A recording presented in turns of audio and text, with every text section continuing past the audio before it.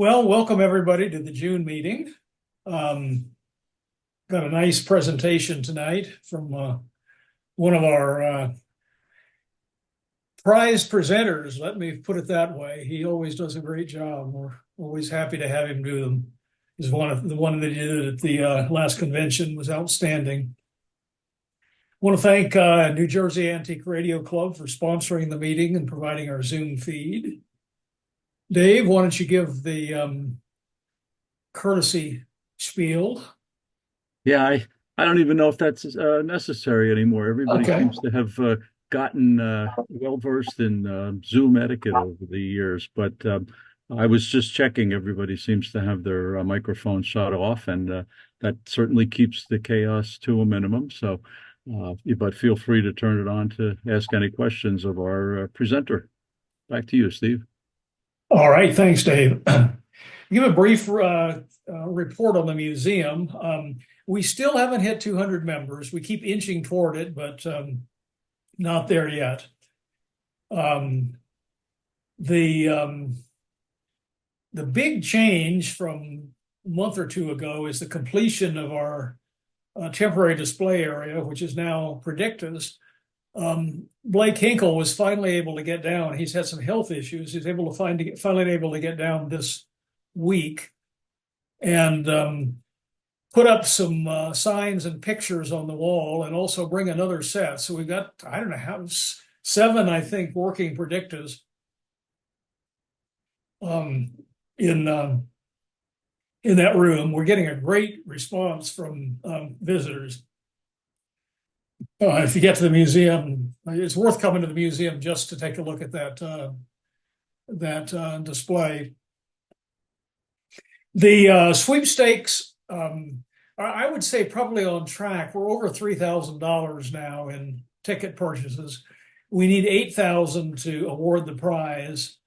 And the last 3 years, we've averaged about 12,000 total sales. As I mentioned before, the Predicta is sort of a crapshoot because it's out of most of the people that have been museum supporters are not particularly Predicta fans, with a couple of exceptions. So we were hoping this would bring in a new crowd of people buying tickets. Too early to tell. And we'll be sending out more promos for it. So if you haven't bought tickets, please do it. All the money goes to support the museum. Final thing I want to mention is the swap meet is coming up in October, and that's also when we're going to October 12th. That's when we're going to be awarding the prize. So this, I've got any questions on that?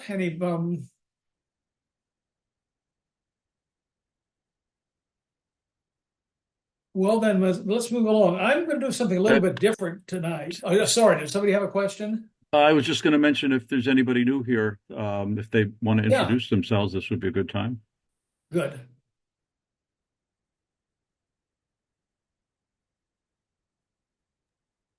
And maybe not. Uh, Uh, I'm uh, yes. I'm not a regular member. I appear there occasionally. I am quite active in the Antique Radio Club though, so I appreciate the hospitality. Thanks, Jonathan. And by Steve, the would way, it be these are in fact HS-30 earphones from World War II. Fine sound quality. Steve, would But this be a good time for me to make a brief announcement? Absolutely. Okay. Um, I proposed to Steve an idea back at during the convention that one of the other newer members, Robert Ring, and I would are going to make an attempt to put a early television foundation newsletter together.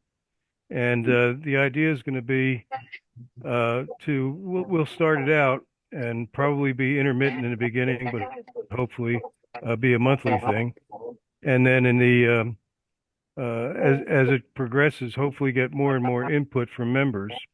We're thinking of things like maybe a section on your favorite TV that you might have had that people could contribute to.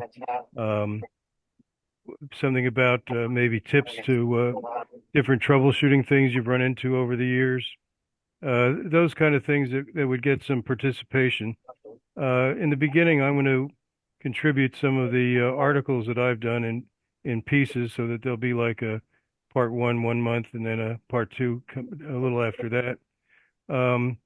And the idea is to basically have another way for members to be in touch. The model I use is what the New Jersey Club does, the broadcaster, where you would get an email giving you a link to click to get your monthly issue. And it would be a PDF. We wouldn't do a printed thing, and then there'd be hopefully we'd come up with our own email that any contributions people want to make, they could do it at that time. I want to include things like biographies of some of the club members. Some of you guys have had really amazing careers. I know I want to start with one that's kind of posthumously of Ed Raitan, who was a really great guy, and I know at most of the conventions that he and I were both at, I was like a leech on his side, learning things from him the whole time, and he was kind enough not to push me away. So, we've got some plans. We'll start out, and then we'll start to look for contributions from other people. I know James had written an obituary for Ed Raitan, and I've seen that online. I'm going to probably borrow little bits and pieces of that to tell his story, and then some of my own experiences with him. And then if there's other people who want to, we can talk into sharing information for a bio on them. That's the kind of thing we're looking to, just to increase contact between members. That's one thing the early television doesn't have. Like the New Jersey Club has they call it the communicator, where it's just a continuous link of people emailing back and forth to each other. And we don't seem to have that kind of communication. So maybe this could be a good start. Michael? Hmm. Yeah, I might throw something in. Yeah, over the Yeah. years, you probably know, if you read or read TV Technology, I've been writing for them since 2005, done a fair share of histories. And I'm sure the editor would have no problem at all if you ask permission to pick these up and reproduce them for the benefit of the people who maybe haven't seen them in TV Technology first time around. Oh, that'd be great. I'd be happy to do that. Mike, I really appreciate you doing this. This is something that we have needed for a long time, and I'm glad to see you stepping up to do it. Well, Robert, who had a previous commitment tonight, did some of this kind of work in his career, and so I'm going to contribute, and hopefully he's going to be the one that pastes it all into Publisher, and we get it over to you for distribution. Excellent. So Okay, look for further information down the road. All right, thanks. I'm going to do something a little different this time in terms of featuring something in the museum. I'm going to show you a little bit of our infrastructure,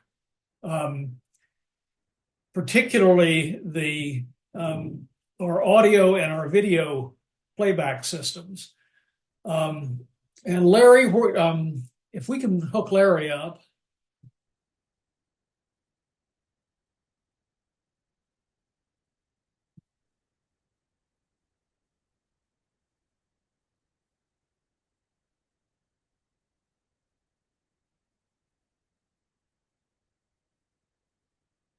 You want to start with the box right here? Yeah, that's perfect. All right.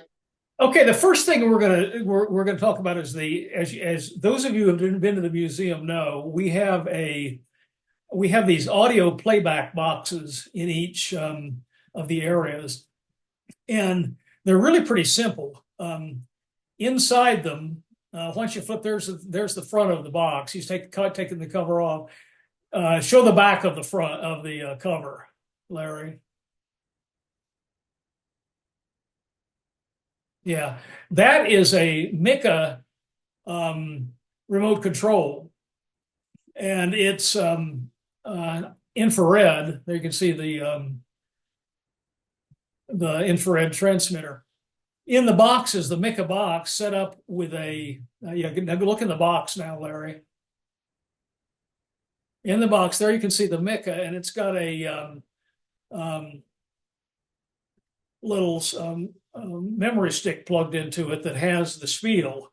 And whenever you push the button on the remote, it sends an IR signal to the Mica, which plays the message. This particular one is the introduction to the foundation of the museum that is in the front area where when people walk in. This has been very popular with people.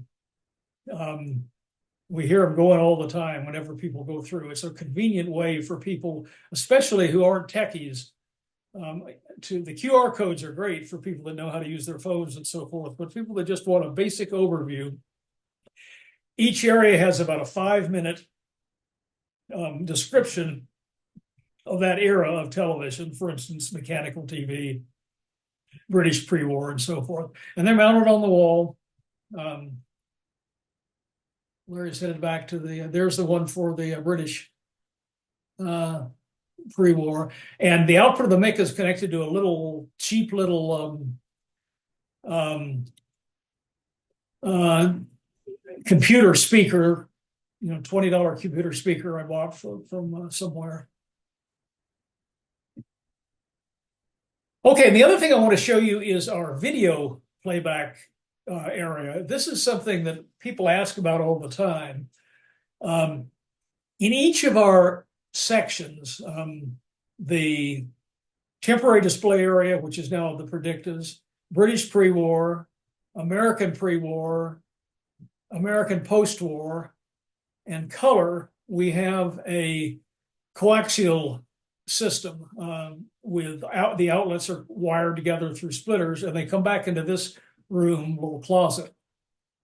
And in there we have a number of ways that we play them. We have Micas are what we use again. Let's start with let's start with the Baird. Go over to the Baird one. Now the Baird, this is for the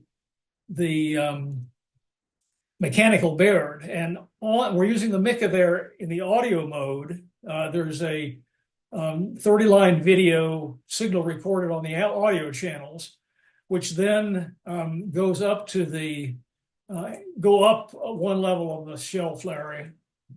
And you can see it goes to a bunch of junk. There we go. It goes to an audio amplifier to drive the phonic coils. There are 2 channels. The left channel is a sync channel. The right channel is the unit on the top, which drives the neon. Now, for the others, they all use Micas in the video mode. There's one for the next one on the line is the Empire State Mica, and that goes through a line over to a modulator. You'll find that, Larry, you'll see if you can find the modulator probably on the same shelf over to the far side. Well, probably down there that says, it'll say Empire on it.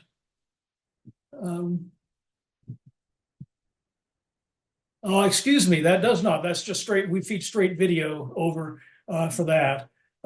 So we feed the video from that Mica across to the Empire State receiver, which has its own standards converter. Then we have each of the other areas, the temporary area, the British pre-war and so forth, is the Mica feeding a modulator. In the case of the British system, there's a standards converter that goes from 525 to 405 lines, and a homemade modulator that produces the audio and video for the modulator. And then we have a TV set as a monitor with a switcher, and so we can look at all. I guess we have 7 program sources now. We can look at each one to make sure the video is working properly, or in the case of the Baird, that the audio is proper.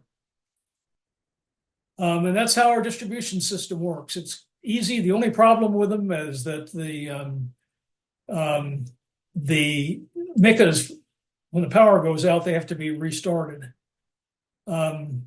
That's some of our junk for RF amplifiers and splitters and so forth to drive the different areas.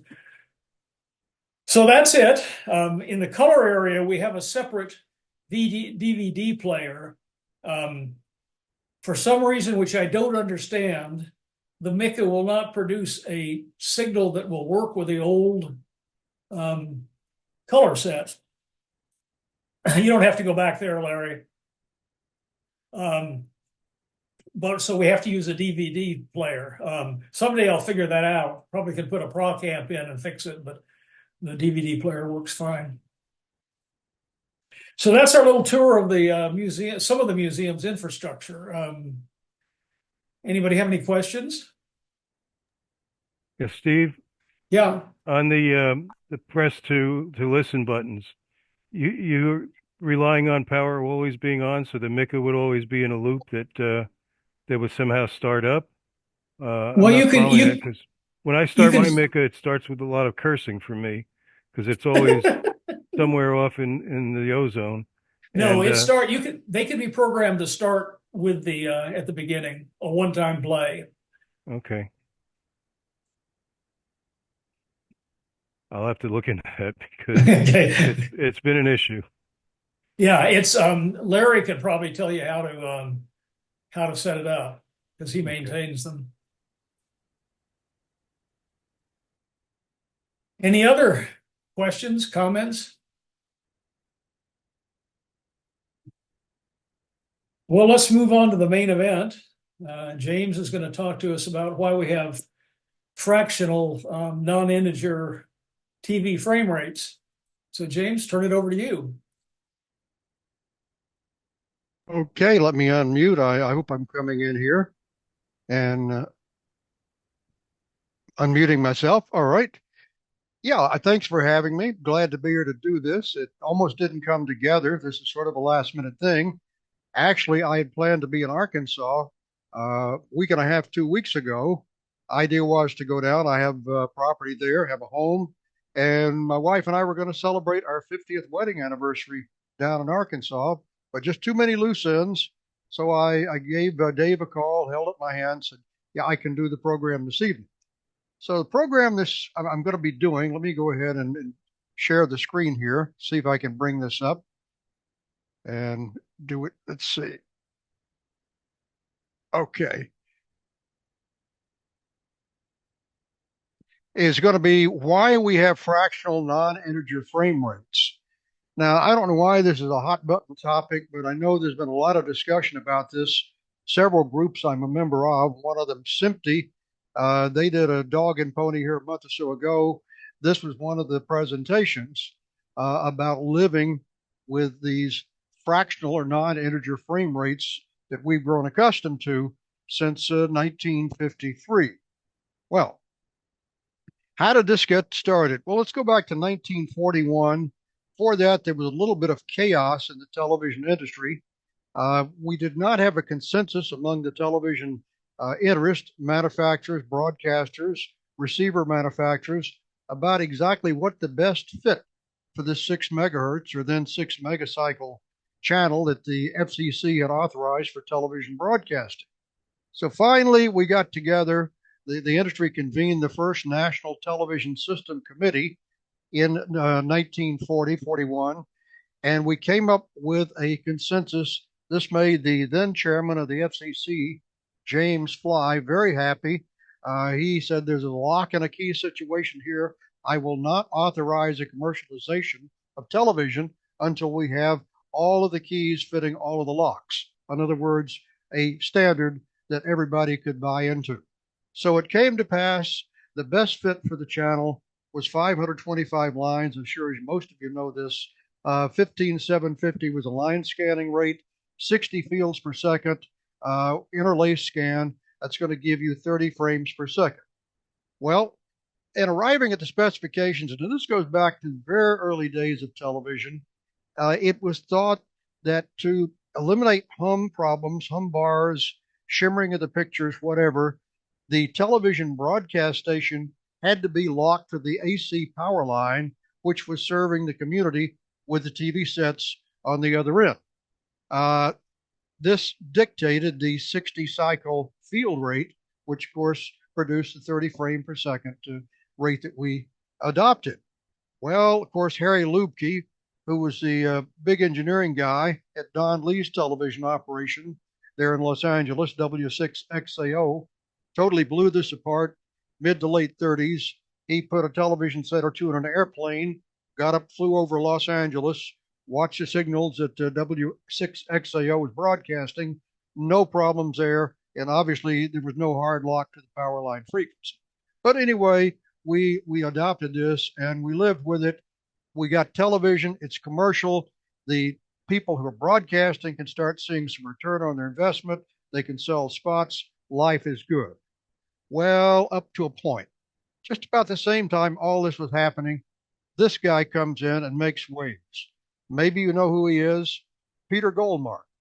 He was hired to do the television program, i.e., create a television broadcast service for the competition to NBC, CBS. And he, on his honeymoon, saw his first Technicolor movie, was smitten with the Technicolor movie, and said, why not start with color television? Forget this black and white that everybody's been touting, everybody's bought into. Let's go with color from the get-go. And he did very shortly after show some color. Well, this went on. The war sort of put a kibosh on it, but Goldmark was still picking away at this. Apparently, he had some very good engineers. He was able to work a system that would fit within the 6 megahertz channel. And after several hearings, a lot of public showings, the FCC and others, the FCC in 1950 did adopt the CBS color standard, which most of you know, 405 lines, was interlaced. 144 fields needed to produce everything, all three colors, even odd fields, and you got 24 frames per second. Made good color. We've seen the demos there at the museum, but one big problem, I'm sure most of you, if not all, know it was not backwardly compatible with all of the television sets, the black and white sets that were in homes and in bars and other places at that time. Well, CBS finally got on the air with it. Actually, I was listening to Sirius XM this week, 60s channel, Flash Phelps. Maybe some of you listen to Flash. We try to do this. And he, once in a while, talks about some history. And he mentioned last week was the anniversary, first anniversary of television color. This was a CBS service in June. Of course, it was not backward compatible. Just a handful of sets out there, relatively speaking. It didn't last long. It sort of killed itself because of its incompatibility. So, moving ahead, the second National Television System Committee was convened to look into a color system that would be backwardly compatible with the 1 million, 2 million, whatever it was then, black and white sets out there in the homes of consumers. And of course, the biggest challenge, as we know, was fitting 3 video signals, full bandwidth signals, so they thought then, into the 6 megahertz chunk of spectrum allocated for television broadcasting. Well, of course, this finally happened, as we know, and the FCC did approve a compatible standard, backwardly compatible standard, during the afternoon of December 17th, 1953. To me, it's a very historic date. But this standard, which came about, gave us sort of an oddball here. Instead of a nice round 30 frames per second, 60 hertz field rate, we wound up with 29.97 hertz for the frame rate. And like it or not, this standard did endure for more than 50 years.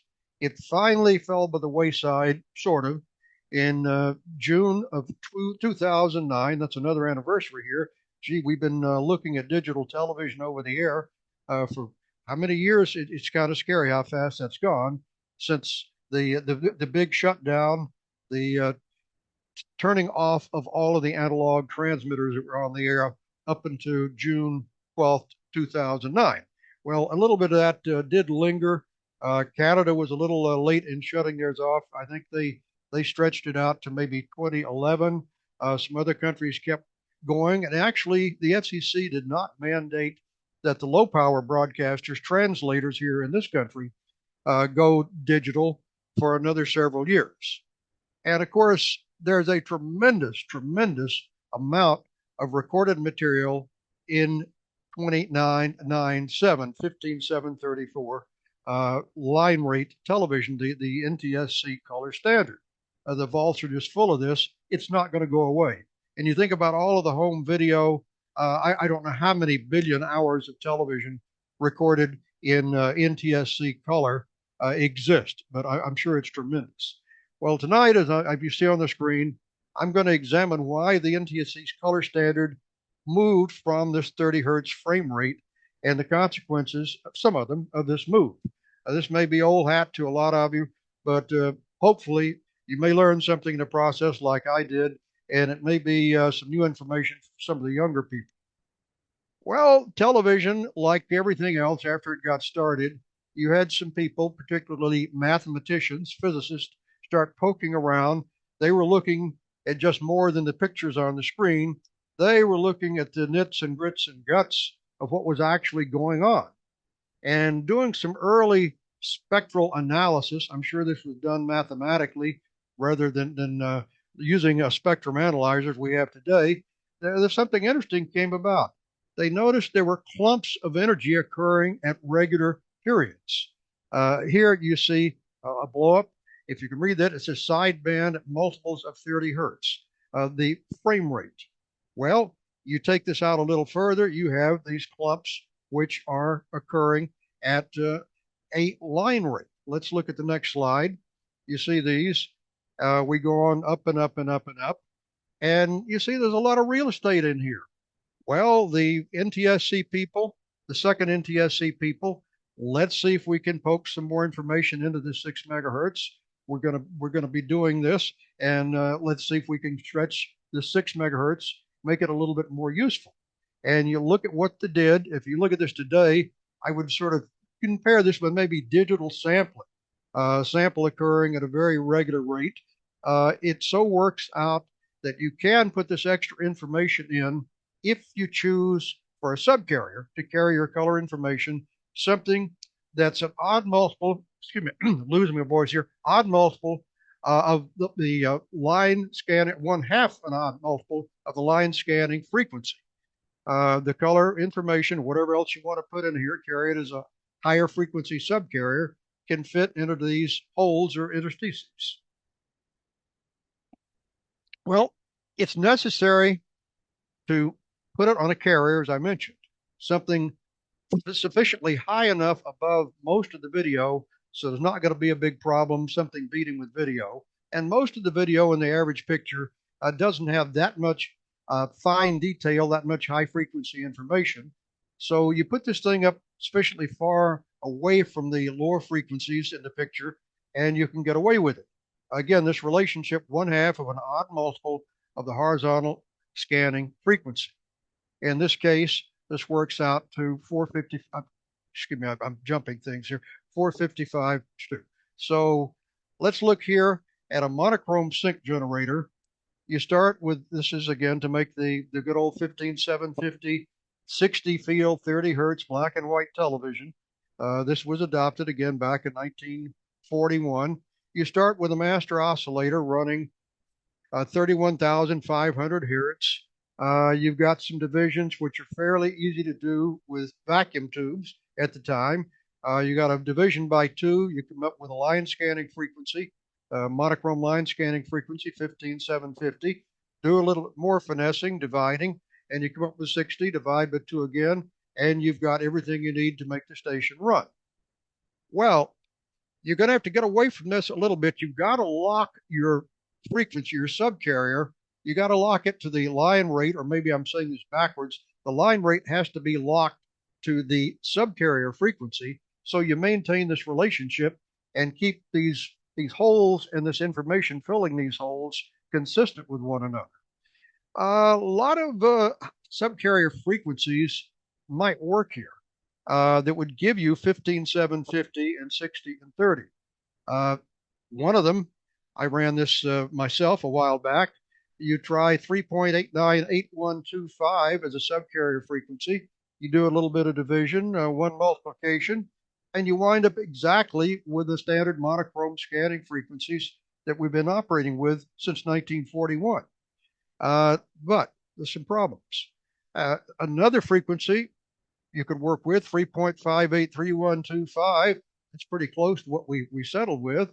Again, you do this, you perform the massaging on it with the division, the multiplication, you get 15,750 and 60 and 30. No problems, no changes needed at all. Actually, it might be kind of interesting.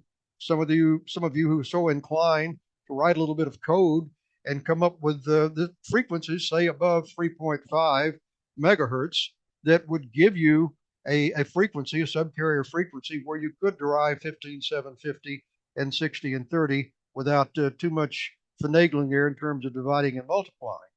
However, there was one big problem with these and some other subcarrier frequencies that were tried that kept the line and the field rates where they were in black and white. There was a problem, as I said. There was a beat between the 4.5 audio megahertz audio subcarrier and these color frequencies that were tried.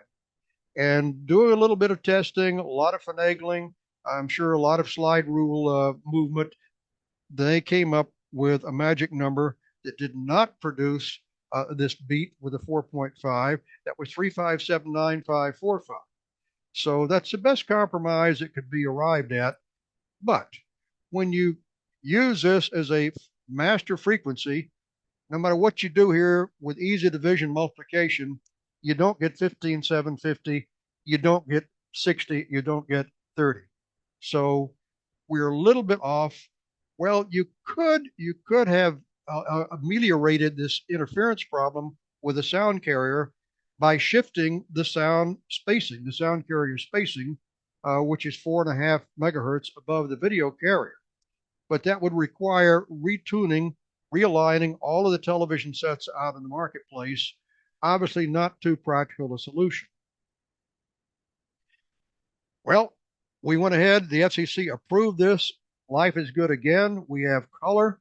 First color cast, as I mentioned, came about on the afternoon of December 17th, 1953, just a few minutes after the people in New York, the networks, got word that the FCC had formally adopted the standard proposed by the NTSC with the 3579545 subcarrier frequency and the 15734 and 29.97 frames per second frame rate. Just as a historical note, I've got the NBC chimes here, their first indication they were transmitting color. Actually, NBC got beaten on the air by CBS to transmit the first live color. CBS was ready to go. They had a color camera in the studio. They had a very competent engineer there, Dick O'Brien. I met with Dick. I heard the story firsthand, did an oral history with Dick. He said, I rounded up a CBS newsman, some other talent who happened to be in the studio there in the CBS building. We put together an impromptu show of about 15, 20 minutes. It was done in live color. The best that NBC could do, who started the whole thing, was to run a color slide. They could not run live color, that's NBC, until later that evening. So just a little historical note on who really got on the air first with live NTSC color. Just to illustrate what I was talking about, I mentioned the spacing between the center of the luminance carrier, the audio carrier, 4.5 megahertz, and again, this subcarrier, which is added, which is carrying the chroma information in the picture. You've probably seen this a couple of thousand times, and I'm sure some of you have aligned a lot of color TVs. So was the shifting of this frequency that we use, these frequencies, 15, 750, and 60, really necessary? Well, how bad was that interference? Well, I don't know. I wasn't part of the NTSC, the second NTSC. I was, at the time, 5, 6 years old. But interestingly enough, maybe some of you know, you knew Charlie Rhodes. Charlie, unfortunately, is no longer with us. Prince of a person. He was a chief engineer at Tektronix. You could read his credits. But the last job he had was he was the fellow in charge of the Advanced Television Testing Center here in Alexandria, Virginia. And this was the operation that evaluated all these competing high definition and in some cases analog and or digital TV systems to try to come up with the best fit for the country in terms of a modern television system to take us into high definition, maybe change an aspect ratio, and a number of other things that were sorely needed after operating for half a century with the NTSC color signal. Well, Charlie, and I've not been able to put my finger on the paper, but I read a paper by Charlie. He said we decided to test some of these other subcarrier frequencies and keep the scanning rates at 15,750 and the vertical frequencies at 60 and 30. And we used a state-of-the-art television set. I think he mentioned an RCA 630, maybe a 621. And he said, lo and behold, the interference was bad. The people back in 1952, 53 really knew what they were doing in terms of driving this color standard. So yeah, it would not have been good if we had tried to keep the original line and field frequencies. This is a picture I just wanted to pass on that George Lemaster sent me. This is a first generation RCA, of course, tube type full rack sync generator to make these 15,750 and 1630 pulses you need to keep everything locked together in a TV station. Well, when the color standard was approved in 1953, RCA was on the case. They made a modification kit to take this thing up, run it with a top oscillator operating at 35759545. And this is what it looked like. Master oscillator here and another bathtub chassis unit needed to produce the burst flag so you could hang the burst where it belonged in the composite NTSC color signal. So despite the shift to digital TV, as I mentioned, and the open standards of the sort we have now, what we've 720, 1080i, 1080p, let the TV set decide, what it's receiving. Is this really a problem living on with this oddball, if you will, non-integer set of frequency or the line and field rates? So this is what I'm going to throw open for discussion here. Are there issues if somehow these frequencies were to be abolished? In other words, all of the stuff which is recorded, which is out there with the NTSC color frequencies, what's going to happen to it? What are the problems now? Maybe some of you who've worked in videotape, this is where the problem really comes up. It was not a problem. The people who derived the color standard, the second NTSC, did not see this as a problem because there was no videotape and there was certainly no videotape editing. That did not happen other than the razor blade edits. Of course, videotape came into its own in 1956 when Ampex showed their 2-inch quadruplex machine, which made some pretty darn good pictures compared to some of the other machines, other approaches to recording video on a magnetic media. But this really didn't surface till quite a few years later, not till about 1960, I guess, 4 years later, that we had some crude electronic editing. And it was almost another 10 years before time code editing came into its own, where you're trying to do a match frame with color material. And yeah, it does get to be a little bit of a problem. There are workarounds. But of course, with this oddball frame rate, things are moving a little differently in terms of a clock ticking away at 60 seconds in a minute and 60 minutes in an hour. So I'm going to let George talk a little bit about this, and maybe we can open the floor up to some questions from some of those who are involved in the meeting tonight. Thank you. Let me pass it on to George. Okay, it's a good question to put out there, James, and I appreciate you doing that. Yes, on the sync generator that showed, that is a RCA TG1 sync generator that was designed about 1938 or 39. It was really designed for the 441 line standard, and then they converted it RCA to 525 line when that became a standard. And then after World War II, they sold a boatload of those to TV stations, and they were actually running on a 94 kilohertz crystal. They have to make 31.5 in the sync generator because that's the rate for the equalizing pulses. So you have to have a 31.5 kilohertz clock in there somewhere. And then they count half of that to get the horizontal pulses. And that machine uses all tubes like 6SN7, 6L7s, tubes of the late 30s, and uses counters. They're called stair-step counters. And they even give you a little oscilloscope built into the frame to set the counters. It's amazingly simple to set up and very, very stable. But when color came along, as James pointed out in 53, RCA built a color chassis with a 358 crystal in an oven that's pretty much I think it's exactly what they used in a broadcast transmitter. And so it's a crystal in an oven. It's at 358. They have the counters, as James showed in his previous slide, to get it down to a frequency that's on the, I don't have the number, but as you realize, it's close to 31.5 kilohertz.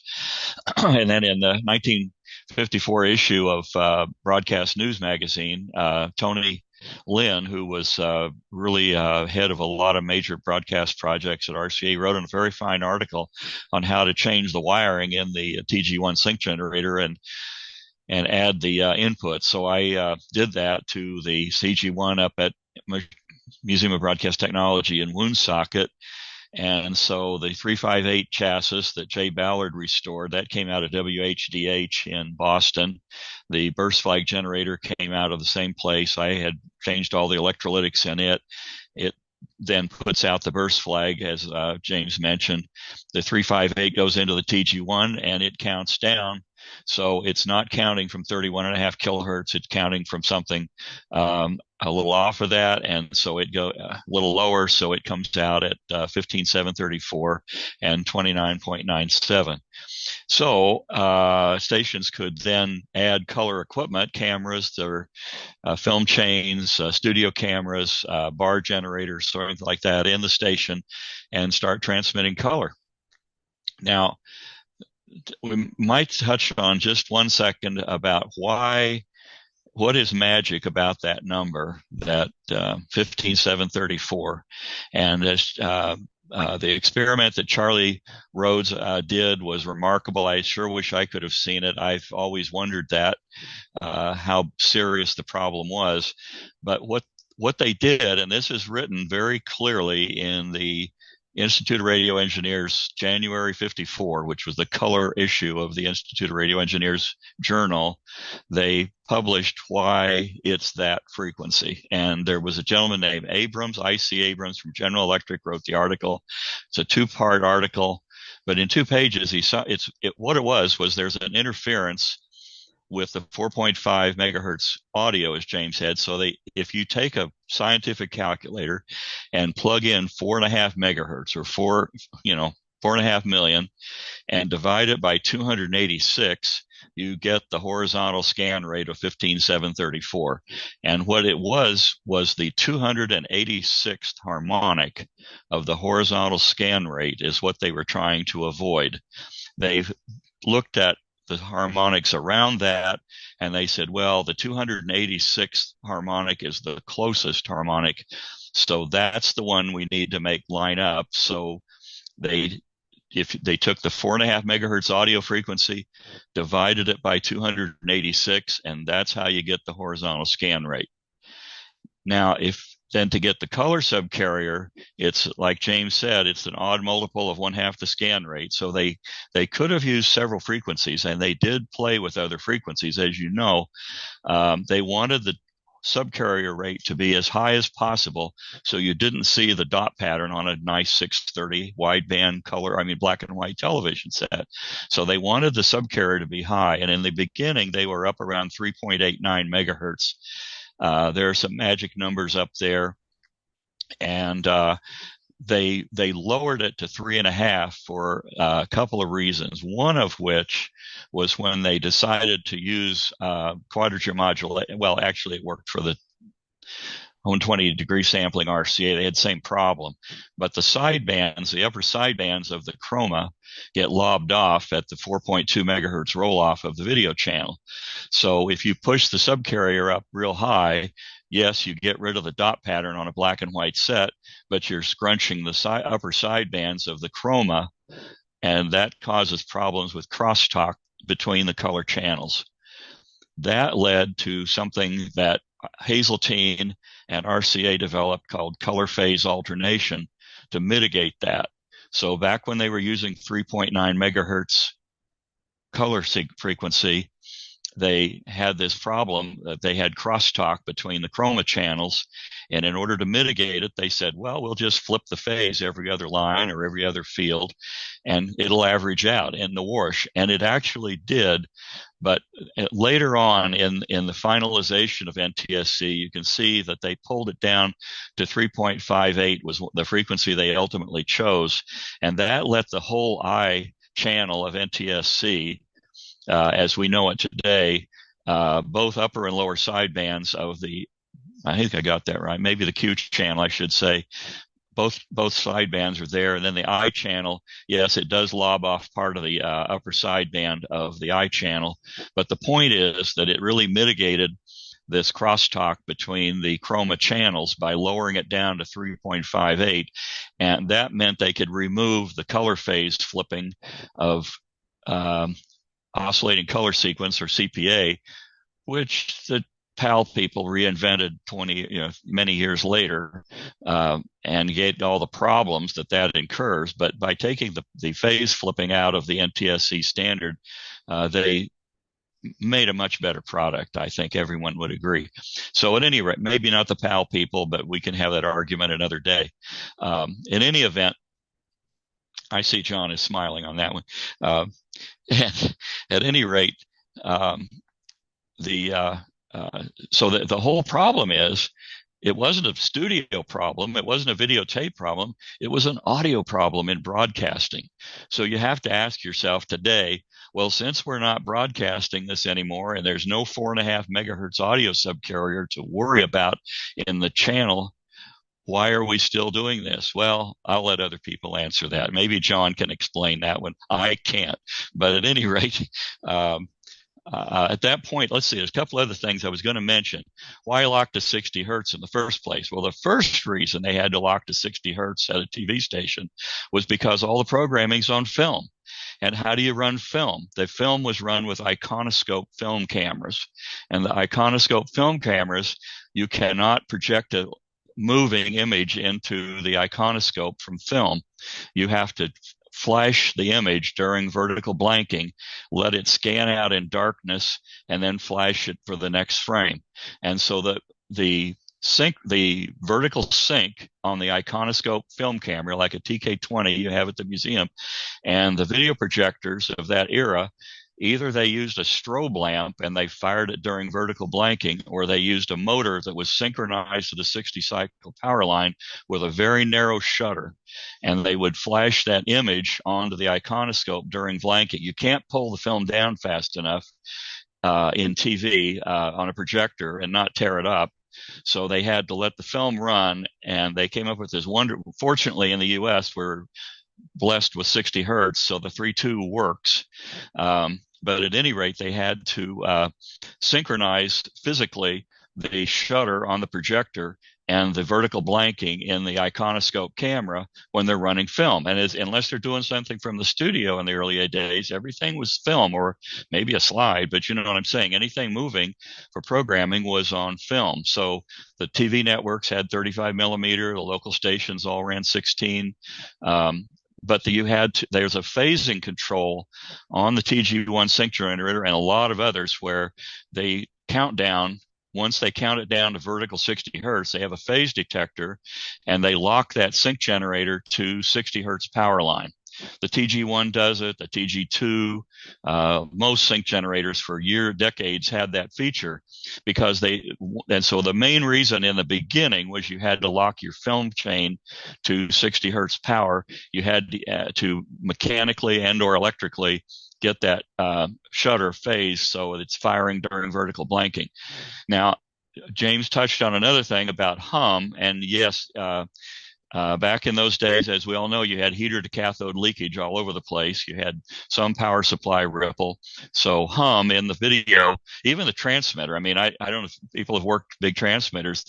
When the mercury vapor rectifiers get weak, you're transmitting three-phase glitches rolling up through the picture in color. But if you lock the vertical sync to power line, then it's stationary and it's there, but it's not as objectionable as this hum bars or glitches rolling through the picture. So yeah, I think in the beginning they did. I know there was a station in Kansas City, WDAF, one of the early stations there, actually ran all of their tube equipment off DC filaments, trying to get rid of the heater to cathode leakage problem. And that was Joe Flaherty's father, who actually did that, WDAF TV. When you got to the CBS color system that ran at 48 hertz, well, guess what? They had a big power problem because now they've got 60 hertz beating against 48 hertz. So as I understand it, they had to have 48 hertz lighting. They had to run the filaments of the tubes on 48 hertz with motor generator sets. It was a problem because they chose that 48 hertz vertical rate on the CBS color system. So that was a problem. Let's see, there was, let's see. One of the other things I was going to mention is when you get into the subcarrier business, that those interleave spaces that we talk about, those are nice in the book, but that holds if the picture's stationary. If the picture's moving, those frequencies go all over the place. So details. It's as Robert Hurst from RCA said, television doesn't have to work; it just has to look like it works. And so by using all the tricks that they did, and it was ingenious, the whole RCA thing between RCA and Hazeltine that came up with that color interleaving system. By the way, many years ago, I worked on a system called Line 21 captioning that was done for analog TV, where they put characters on line 21 of field 1 in order to do closed captioning for TV. But there was another system that Hazeltine had come up with, and they said, well, if 358 works so great for color, why don't we put another subcarrier in there? So they did have another way of interleaving digital data into the video picture by putting it on another subcarrier that you really couldn't see, just like chroma, it's like that. And the trouble was that in the course of standardizing that captioning system, people felt that the networks just would not go for this subcarrier business, and that the Line 21 was a more robust in some way or more straightforward way of doing it. So they didn't go with the Hazeltine system, as they called it. They went with the PBS system, was the Line 21. And so there's been some, and also RCA, you may know, tried to sell a HD TV system where they would put the high definition information on another subcarrier in the video of a black and white signal. So you could have your cake and eat it too. You could have a compatible black and white, or, compatible NTSC, if you will, HD TV system. How about that, folks? But that didn't work. Everybody said, no, we got to all go digital, and they did, and it's a wonderful thing. So I guess that's about it. Oh, yes, one other thing I need to touch on, and that was this business of, when you saw that CG1 sync generator, somebody's going to ask, like John Turner, say, well, is it SCH, George? No, it's not SCH. They didn't even know what that was in 1953. That means that you have to worry about the relationship between the horizontal sync edge and the color subcarrier.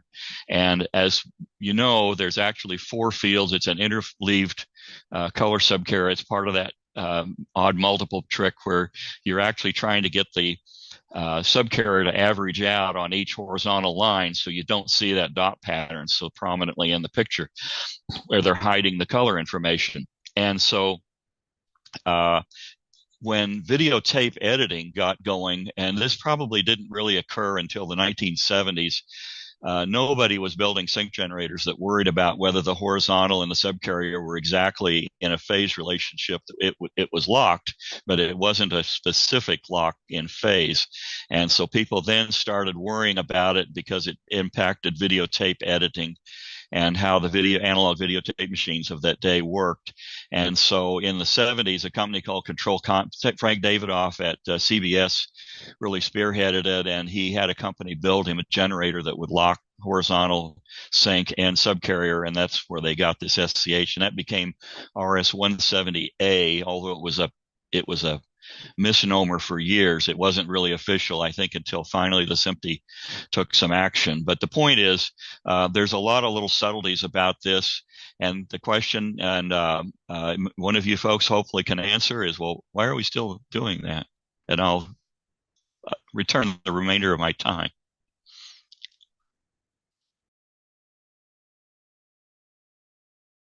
Well, I can tell you that the Japanese NHK laboratories in the 70s, when they were researching high definition, had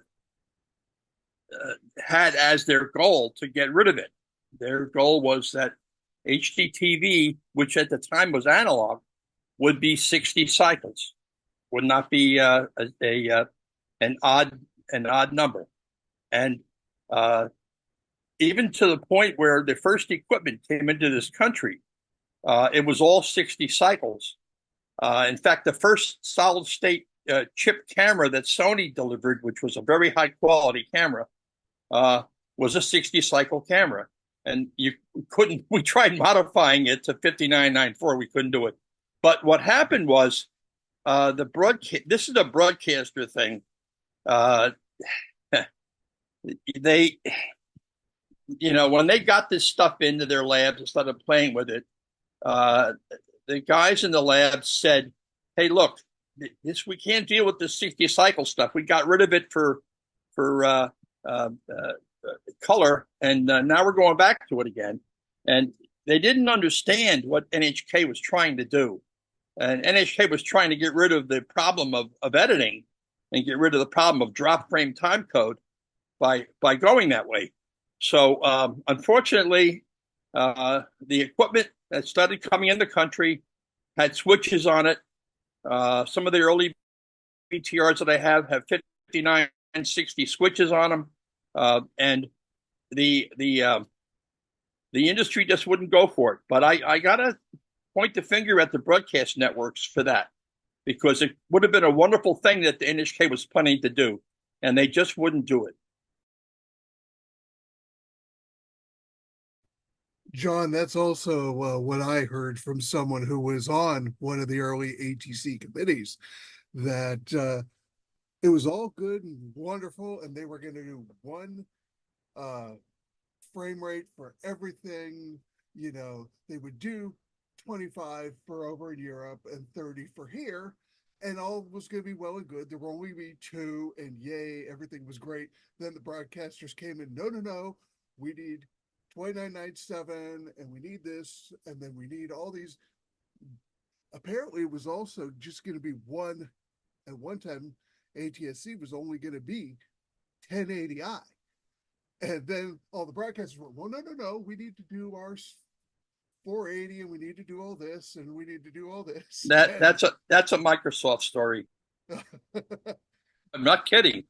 They stopped the standardization process because they were hell-bent on getting 480p as a standard, which of course, you talk about it today, no one, we're not anywhere near that. In fact, right now, anything we build is 1080p and higher. So, but they stopped the standardization. But yeah, I mean, the Europeans never dealt with this. They were a 50 cycle country. The HD equipment over there is 1080-50. They never had a problem like this. Now, this could have been solved. In fact, Dr. Sugimoto was trying very hard to convince the people in this country to go with 60 cycle, 30 cycle HD, and the broadcasters just wouldn't stand for it. And there's two or three people that I can mention, but I won't, who blocked this. Very unfortunate.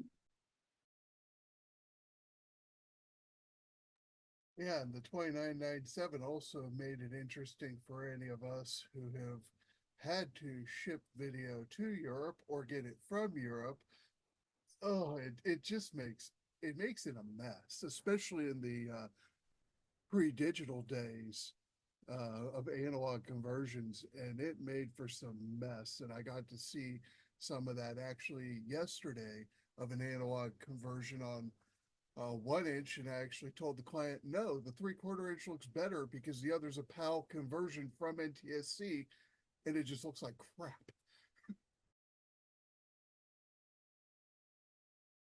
Some things they got right, and some things they didn't. And unfortunately, it would have been a wonderful thing to get rid of drop frame time code for anybody who has to work with it. Or people who are not video people, our audio group has to work with it too, because concerts and stuff were synced to video, and so they get to deal with it. Luckily now, Pro Tools makes it a little easier, but figuring out what it is, if it isn't written down on a machine that doesn't tell you what it is, like an X8 Mitsubishi X850, it gets real interesting real quick. The guy that really solved these problems was Bernie Dayton.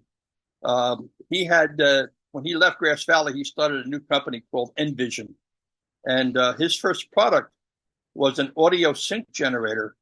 And this was a fantastic piece of machinery because it would resolve all of these different sub-integer rate standards and do pull up and pull down on the audio. It would produce 48 kilohertz, which is the AES sample rate, and produce that from any video standard. I think he sold quite a few of those boxes.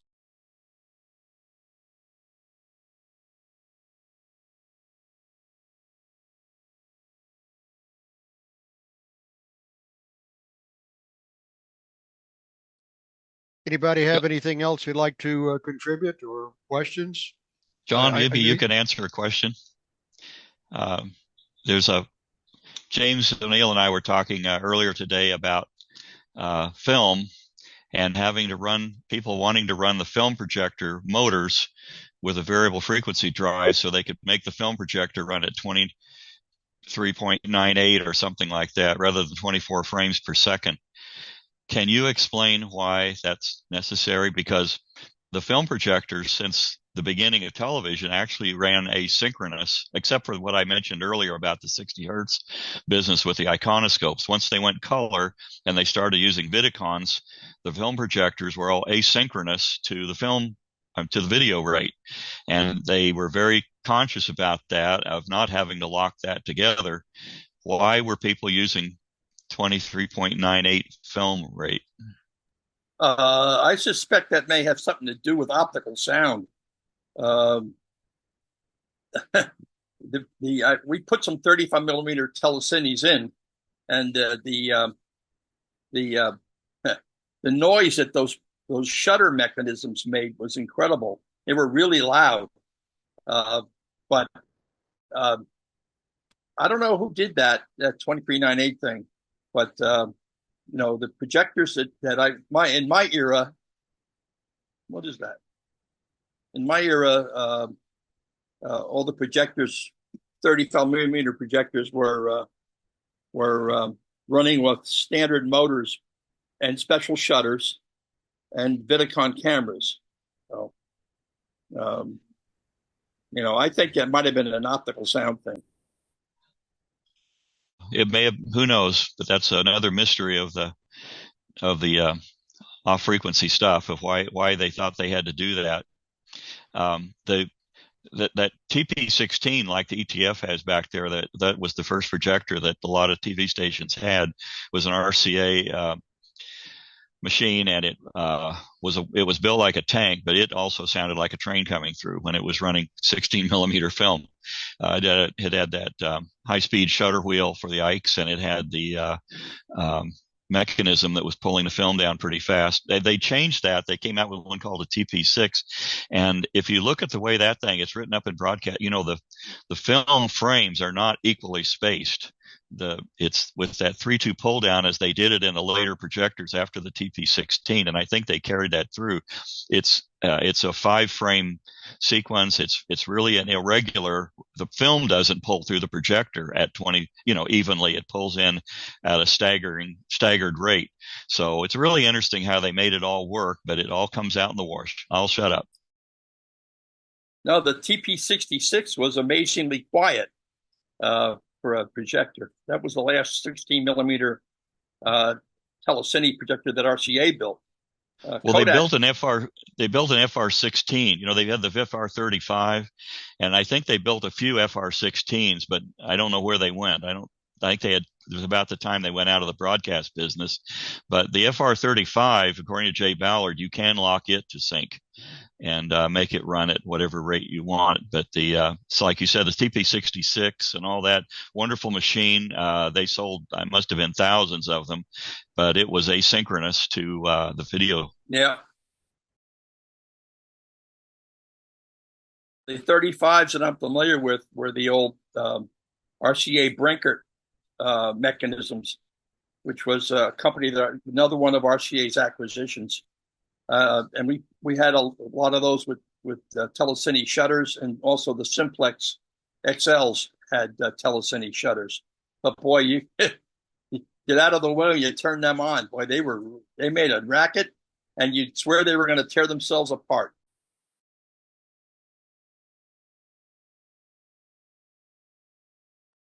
Yeah, we had the Simplex there for 35, as you mentioned, at the house I worked for. And I was going to say we had a special power bus. We had, of course, 60 hertz power coming in, but we had 2 big frequency changers, a main and a backup. And there was a special power bus. Anything that moved tape or film in the building could be connected to. 5994, the color field rate. And the rationale I was given when I asked about this, being a young guy, because we did a tremendous amount of kinescope work. We had 3 kinescope machines.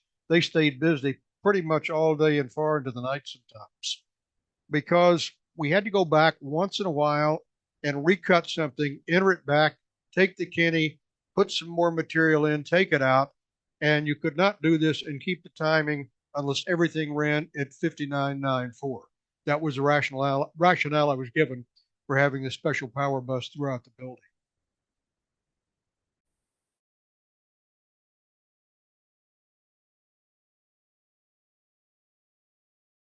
Somebody made some money. Yeah, we have any more questions? You mentioned drop frame time code, problems that is caused or didn't cause operating without drop frame time code. Anybody want to comment? Anybody want to raise questions about that?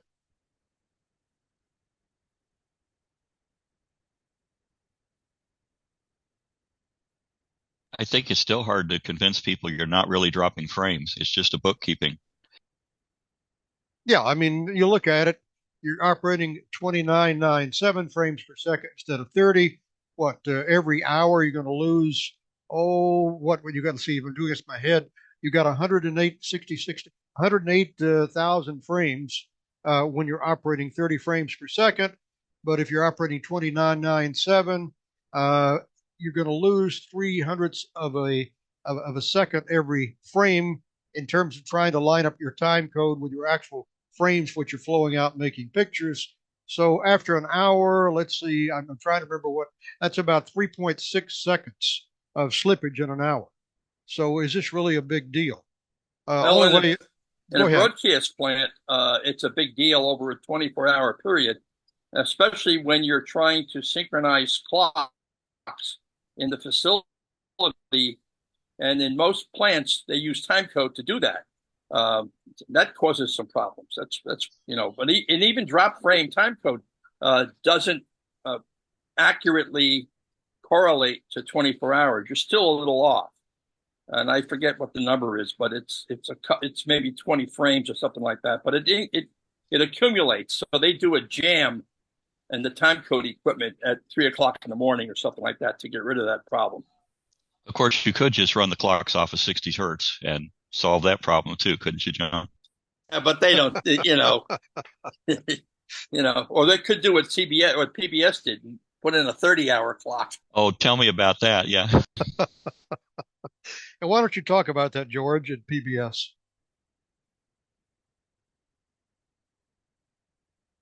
I went to work there. It's embarrassing.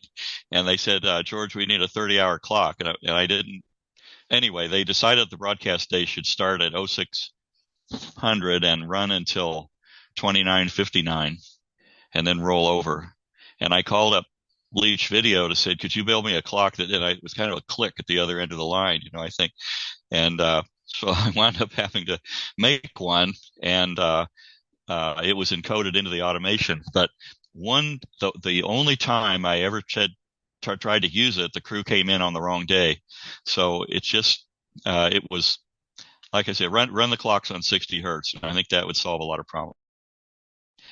I was stationed in service on an island, and actually they had the way they kept the frequency, they had a GE wall clock and a shortwave radio, and once or every day or two they would tune in WWV and see what time it was on the clock on the wall, and they would speed up or slow down the turbines to make the clock right, and that was right.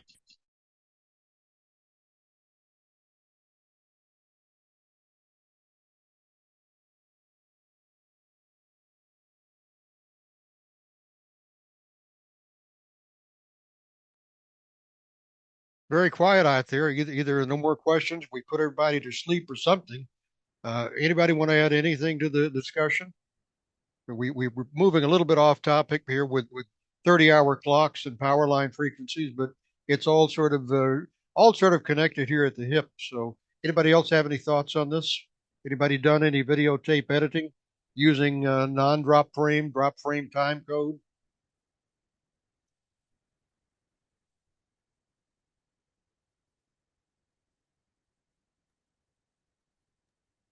Well, I think we can relinquish our time back to Steve and Dave there. Thank you. Thank you, James. That was fascinating. Never heard such a good summary of why we have these odd frequencies. I guess we'll move on to the next part of the meeting. Anybody got any topic they want to talk about? Just bring it up now.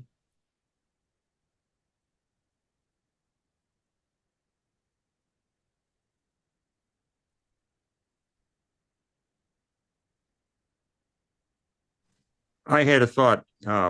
Just think of the trouble that you would have gotten into if the country had adopted the Western Television triple interlace standard, which they had the wackiest system for using film on that.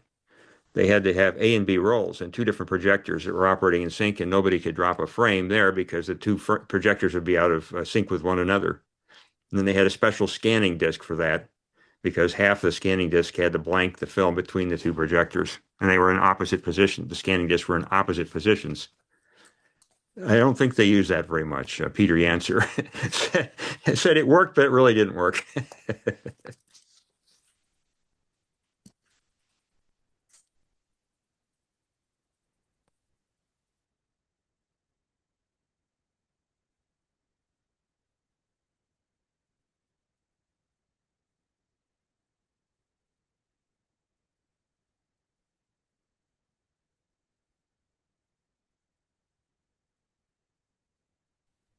I'd like to speculate, or going back a little bit. I know, Steve, you've passed things on for another part of the meeting, but we seem not to have too much input here. But just speculating, had we had the power supply technology, the filtering, these very large values of capacitance, which you have now, you take for granted 10,000 microfarads, back in the 1920s, 30s, might we started television at the motion picture standard of 24 frames per second? Would there have been a problem had we been able to design power supplies so you didn't have this beat between the mains frequency, 60 hertz, thereabouts, and the 24 frame per second television, which could have come out of this? Would it have made life simpler? Just open for speculation. Anybody thoughts, comments on that? because I can see the flicker in PAL bad enough on a CRT set. I can't imagine what it would, and that was a 19-inch set I use at work. I can't imagine what it would be on some of today, on the later like 35-inch or something like that. I'm one of those unfortunate people who can see flicker in that or a DLP projector, and once you notice it, you can't not have it bug you.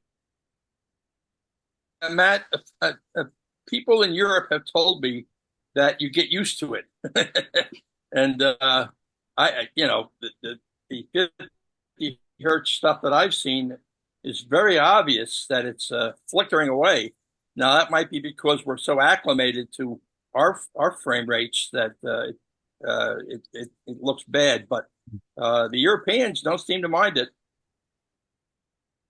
That's not 24 frames per second. That's 50, or excuse me, 25.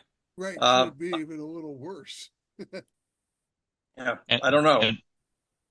And with all the fuss about drop frame and time things being a little bit off at 2997, the British ran their film projectors at 25 hertz, not 24, and for years, I guess, had no way to correct the pitch shift. So they put up with that. And also there's been a lot of, I think over the history of TV sets in the beginning, they had issues because, yes, the power, the 50, 60 vertical rate was in tune with what the country was doing in general. But then you had places like Japan that have both 50 and 60 hertz in one country. You had Los Angeles was 50 hertz for up into the late 40s. There were parts of the United States that were 25 hertz. Canada was 25 hertz, a lot of it. So you have a lot of different frequencies. So you had to have some extra filtering in there somewhere on those old TVs. I think the biggest problem they had was heater to cathode leakage. Yeah, let me chime in here a minute, George. I guess I'm unmuted. Can everybody hear me? I don't hear myself. You're on. Okay, yeah. I'd like to throw this in. I started my broadcasting career. I was a young teenager, local radio station. And after I got comfortable there, I was going to get fired. I started snooping around back there in the engineering hall where the transmitter was, the shelf with some broken, some equipment to be repaired, etc. And it was a fairly big chassis. I think it had 4, maybe 6 6L6s, big transformer and a big box, looked like some kind of an amplifier, but I couldn't find an input. So next time I saw the chief engineer, I asked him about this. He said, "Oh, that was our 60 cycle standard." And I said, "What are you talking about, Brad?" He said, "Well, yeah, we were a mutual network affiliate when we signed on back in 1947, same year I was born. And we would try to do a network join. We had a local power generating station, and we would be several cycles or several seconds off early, late trying to join the network because the clocks in the building slewed around so much, depending on the load of the power plant, how accurate they kept their turbines running. And this did not, the need for this unit, which was built by the first chief engineer at the station, very competent guy, said that did not end until they got out of the network affiliation. And the town did not go on the grid, on the Arkansas Power and Light grid, until 1961. But yet we got our first television set in 1953. I do not remember any particular hum problems. Of course, I was, 14 by the time we got on the grid, but I don't remember any problems here caused by this power line frequency coming in to feed the set, moving around quite a bit as it did until they got on the APNL grid. So any thoughts on that?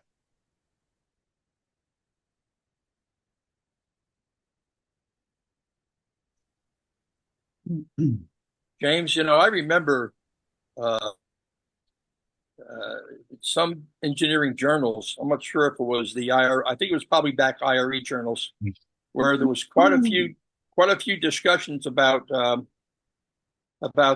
cost to building television sets and how important it was that the broadcasters did the 60 cycle thing to minimize the cost of filtering and power supply components, which were the most expensive part of the receivers.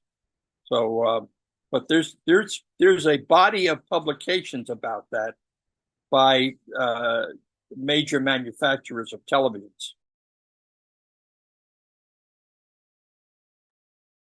I have a question for Jim O'Neill or anyone else that could answer this. It's okay if I comment? Jim, you were talking about the first color NTSC broadcast took place in December of 1953. And I have documentation from NBC Engineering saying that the first nationwide network color broadcast took place on June 26, 1953. And this is actually the image that was broadcast. I don't know if you can see that. I'm sharing my screen. But I just wanted to see if you had a comment on that. Would that have been a NTSC broadcast, or would that have been an actual TV show, or just a test? That would obviously have been a test because, again, the FCC did not authorize NTSC color. They did not recognize it as a national color standard until December of that year. Now, NBC was pushing color very, very hard. They had a special viewing room there off, I think, somewhere near Times Square, and they had the Model 5 or some other developmental sets, and they were showing color, I think, on a closed circuit basis. Now, some of this may have gotten on the network, but again, there were really no sets out there. It was not an authorized broadcast. It may not have all had all the bells and whistles and the nuances and the exact frequencies, etc., that were specified in the NTSC standard that was submitted to the FCC and finally adopted, put into law, so to speak, on that date in December in 1953. So yeah, there was some color, but again, it was not possibly true NTSC, and it certainly wasn't standardized by the FCC until December of 1953. Thank you. Mike, I think I did hear something about that broadcast, and basically it was NBC, and they said that they did it, and they had done it to it was a test, and it was for their to see how the because it hadn't been completed yet, but it would be they had the changes to the AT&T network would handle the color, and it was sent to specific areas, and they were then used to test, and then they conferred with Bell as to what might need to be changed later on, and a lot of changes were made. The main limit on those early broadcasts was the coaxial cable in the city. Usually was the earlier pre-war cable, which had a limited bandwidth, so they had to figure out a way to basically double up to get the frequency. The microwave stuff had the bandwidth to run it, and later on, when everything was approved, they came up with, and they got up to eager affiliates as quickly as possible, basic modification kits to allow a affiliate to do as little modification as possible to just run the network programming. And basically it was a mod to the filter that came and was put on your drop, changed to the transmitter if it was an RCA transmitter, and some monitoring equipment, as well as a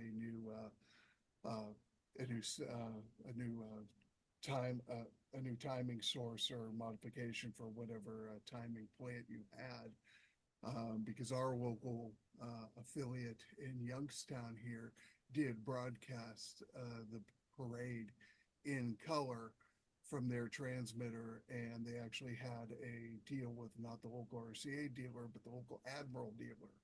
And the Admiral dealer put their color set, that one that we've all been chasing down, in their window, and showed people color TV and the Tournament of Roses parade. Matt, your audio is way, way down in the mud. Can you boost it a little bit? I'm having trouble hearing you. Maybe some of the others are too. I'll try here. I'm using a microphone I've never used before. Much better now. Much better. Okay. Mine had crapped out the last presentation I was on. But yeah, the modifications that were need to be done. Our local station did it. Our local station owner actually bought a CT100, which is now in the local our local historical society. They show it. And then they didn't go to local color for years. It was not until the 60s when they got the TK42s. There were all kinds of tests of forerunner of what we knew was released finally in 1953. Between 1950 and 53, there were tests all over the country that were being done by the manufacturers, with RCA, Hazeltine, Philco, GE, as they were all participating in that NTSC organization. There were all sorts of tests done on different existing transmitters and studio equipment because they wanted to be sure the signal was compatible and what kind of trouble were they going to have running through these transmitters. They have group delay issues, things like that had to be mitigated to start building standard response curves for television receivers. They were of course playing with and the work prior that a lot of people, Westinghouse, I think there were probably 8 or 10 manufacturers who had working color sets. They did many field tests with them before they finally, took the position that, okay, this is exactly the standard. This is exactly okay to transmit. I will mention one chief engineer of a TV station I talked to, James O'Neill, would know about KOAM, and the chief engineer told me that I don't know what year this had to be, like 53, but he got a call from someone in Oklahoma calling in and congratulating them on what wonderful color was being transmitted from their station. He said, wait a minute, we're not legally transmitting any color.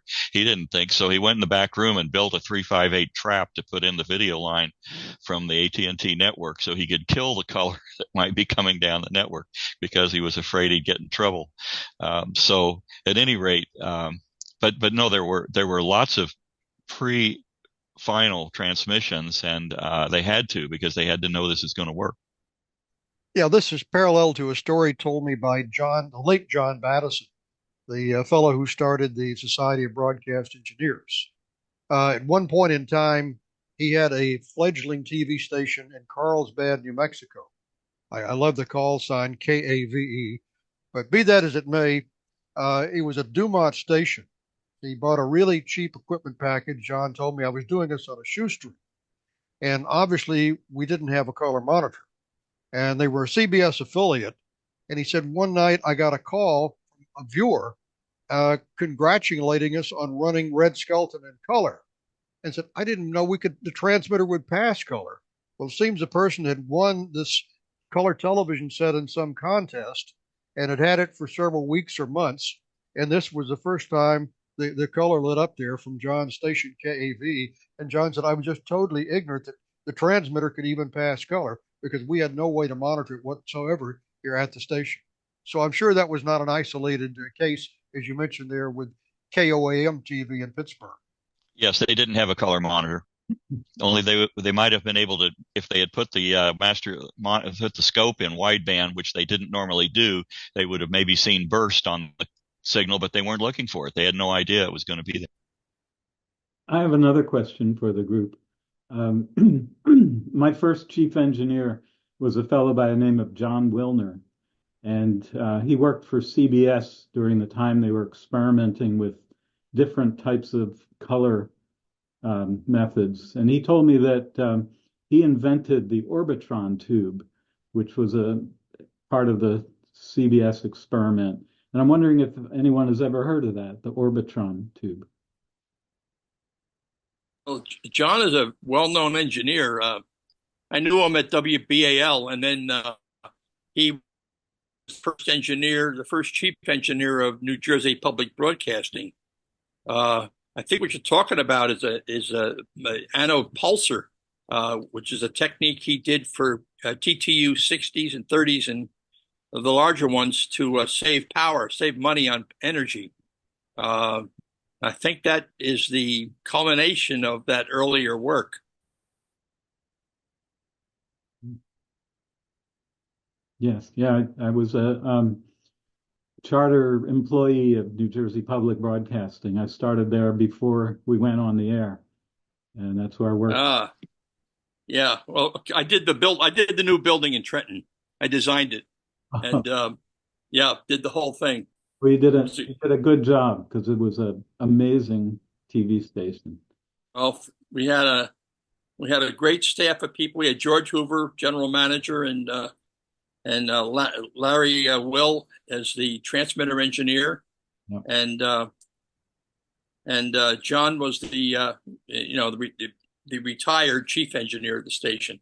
But when we had the grand opening of the building, John showed up, and he was about 95 years old, and he couldn't see very well, and he got a hold of me and said, "Listen, any chance I could see some high definition before I die?"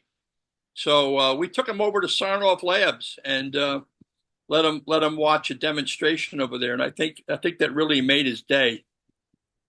It's a good story. That's funny about the New Jersey Public Television.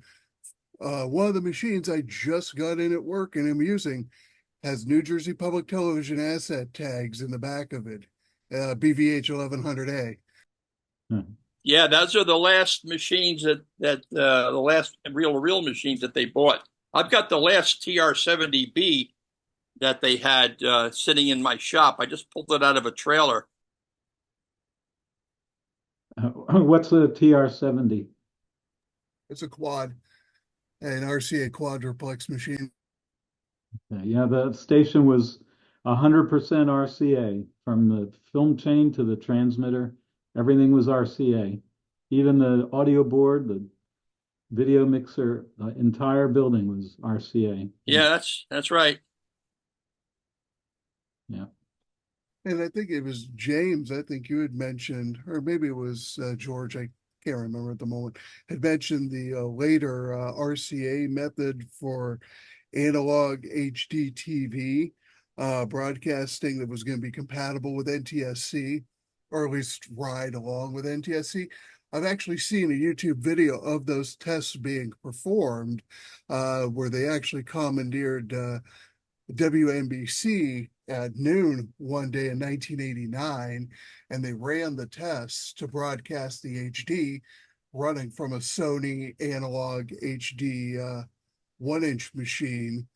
And then they're running around, and of course they're shooting this all with a tube-based single tube VHS camera, so it looks like crap, and they're shooting the HD monitor with the VHS camcorder.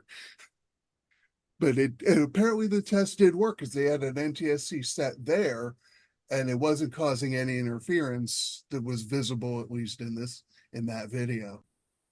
Yeah, that was called ACTV, for Advanced Compatible Television. That was their trade name for it. And a year later, it was gone, and it was replaced with ADTV for digital. But the 1-inch machine that played that tape is sitting in my lobby. And it does 1050, which was the nature of the standard. It was 2x NTSC, and that was done for compatibility, so they could down res it to 525. But George mentioned earlier about adding the extra subcarriers in there. That's what they did.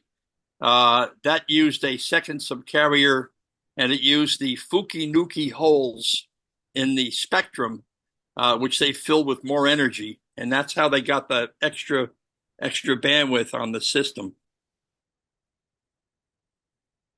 Yeah, hi guys. I unfortunately set my alarm an hour late, so I've been catching up with the presentation on YouTube, and now I'm here.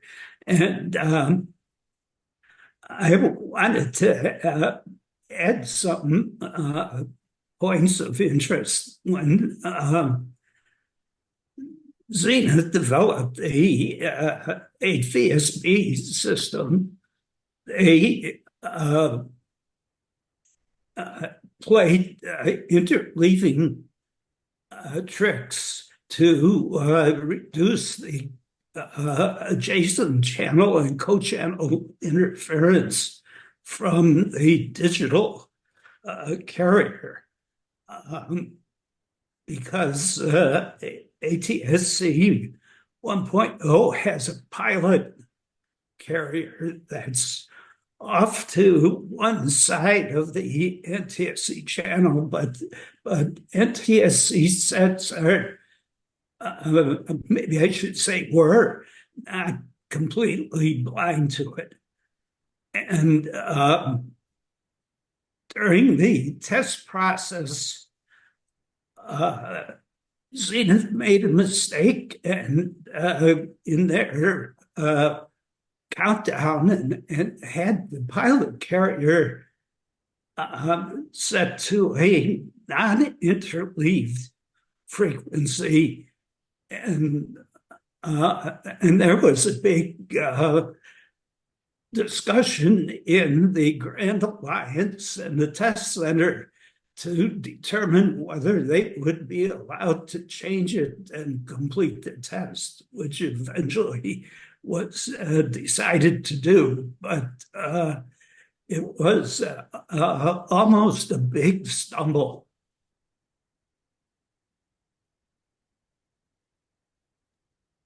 Wayne, I recall seeing the demo of that system, the Zenith system, using a little bit of the spectrum in the adjacent channel.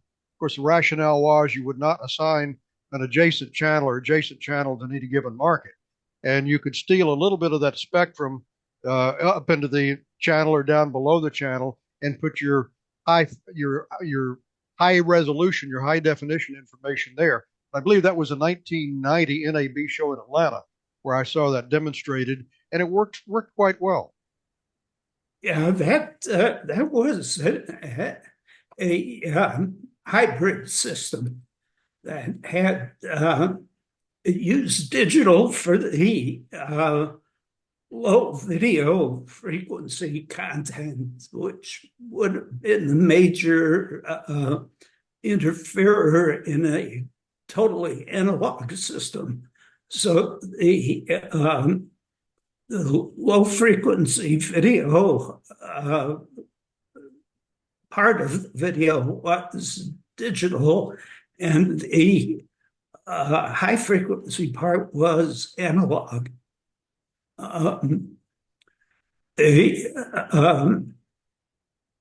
Of course, eventually, when General Instrument showed a complete digital system, everybody had to say, "Me too."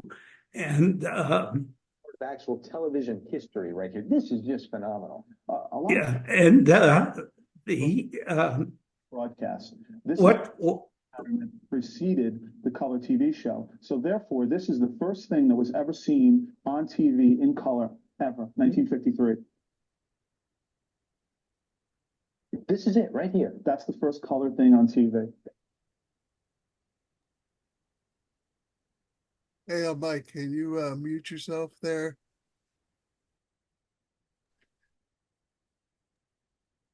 Sorry about that. Yeah. So now I lost. Where was I? The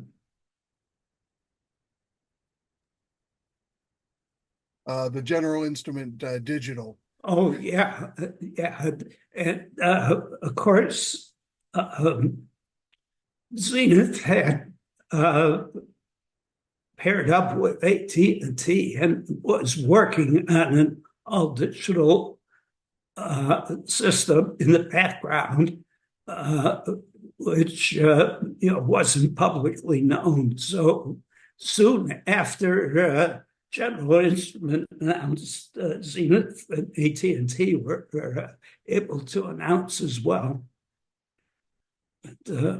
But the But as I say, there, even then in the all digital system, they were using interleaving techniques to minimize the co-channel interference so that the system could survive during the transition period. And that even extended to the intervals between training signals. The first thing you might think of is to make a data frame that's the same as an NTSC frame, but it turned out that the training signal, because it repeats every frame, would be more visible that way. So they picked a training interval that worked out to about 40 hertz. So every NTSC receiver on every frame would get that training signal in a different location in the frame, and it really reduced the visibility. There are a couple of other things I want to mention. I think George talked about the spectrum and the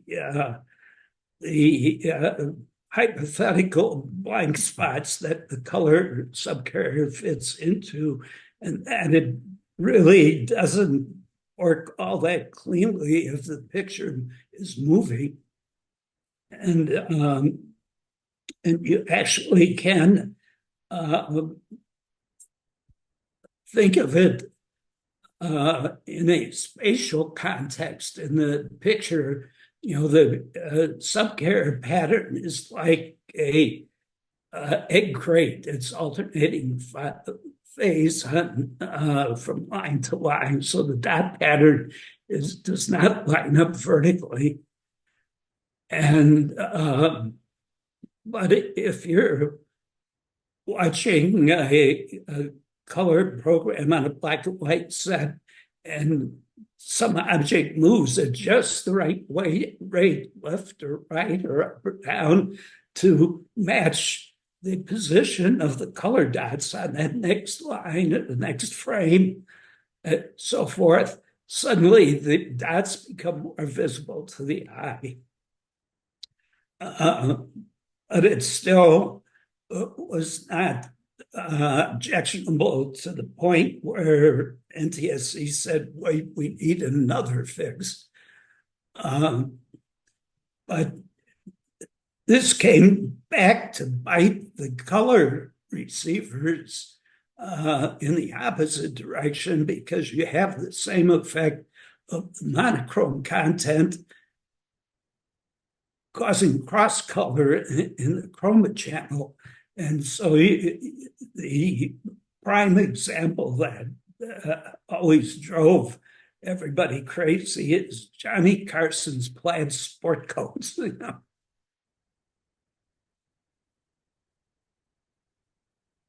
The bleeding and strobing, yes. Yeah. All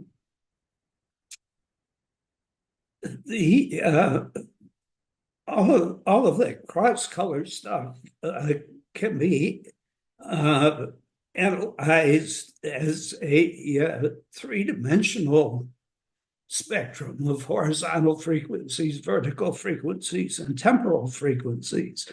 And then if you represent the image as an infinite array of repeating images in side by side and one above the other, going off into infinity, and treat the scanning as a slightly skewed path that goes through these images in time, and slightly vertical, mostly horizontal, slightly vertical, and goes through from one image to the next temporally in a 60th of a second. you can do all the math and you end up with a three-dimensional spectrum, or you can break it down into the electrical spectrum that was shown in that illustration. But in the three-dimensional spectrum, you suddenly start to see that there are places that aren't filled by the color subcarrier, and that's the Fukanuki hole that was proposed in multiple systems to hold extra data.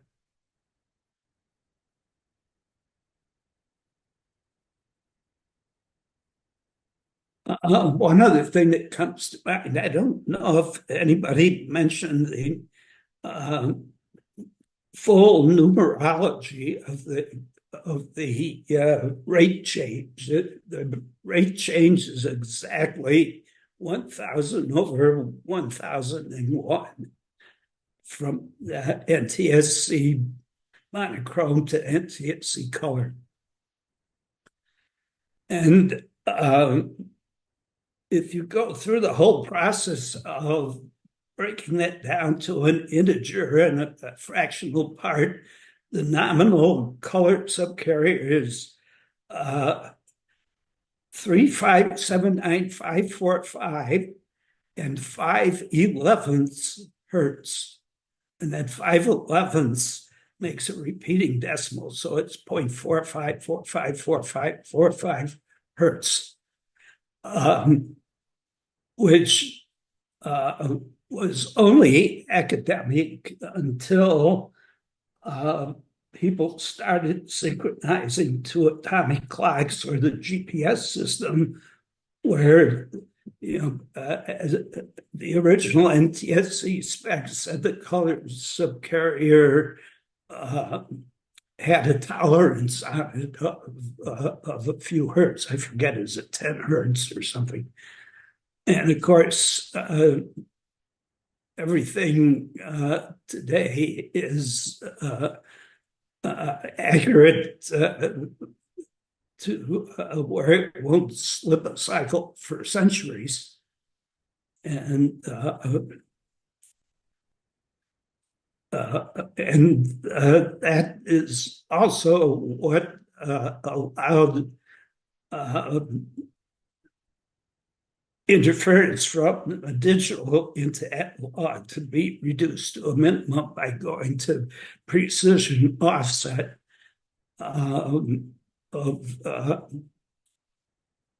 which was specified as 3 hertz in the RF carrier.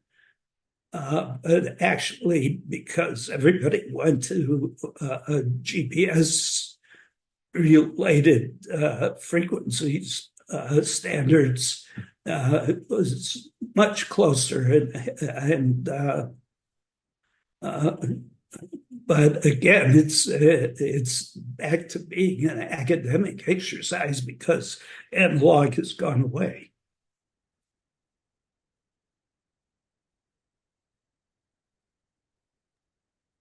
And can you go a little bit further on that three-dimensional spectrum thing?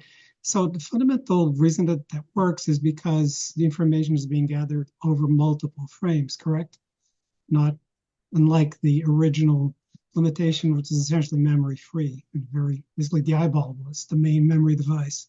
So how many frames did it take, or am I getting the concept totally backwards? No, the analysis does not depend on having any video memory. The way the analysis works is that you posit a image that is an array of identical images vertically and horizontally, and then you crank the math. So you don't have to have actually images stored to do the analysis, but the analysis does tell you things you can do if you have storage. So you can find those. Okay, so you can find those holes. Right. In, so this is in an actual still, one still has these properties. You don't need multiple frames. Is that true? Say again. One still or one complete frame has these properties. You don't need multiple frames to get to this. Am I understanding that correctly? Well, let me put it this way. Analog sets towards the end of the life of NTSC incorporated comb filters. Right. So that's a one-line delay. Right. There's no delay in the transmitted signal. There's no multiple frames in the transmitted signal, but the receiver can have a delay, either a line delay or a frame delay or a field delay, whatever you like, right. In which certain frequencies will cancel out. And well, in NTS, those are three-dimensional frequencies that you're canceling. In the case of the comb filter, you're canceling a vertical frequency. Right. That goes from line to line. Right. Yeah, okay. I think I'm getting the concept. Yeah. You can also have frame combs where the signal from two frames is added or subtracted to get the monochrome or color information. There's a difficulty with all these things because there's no motion information transmitted in the NTSC signal. So the receiver has to guess when it should use that comb and when it should turn it off because the subject is moving and is going to do exactly the wrong thing and emphasize the interference. So if you look at some of the late receivers that have comb filters, they end up with no dots in the large areas, no dots on the vertical edges between different colors. Then they have hanging dots like on the NTSC color bars where it goes from color to monochrome. At that transition, you get a row of chroma dots. And so there were lots of proprietary circuits developed by the TV manufacturers to try to detect, looking at the lower frequencies like below 2 megahertz, detect motion and turn the comb filter off.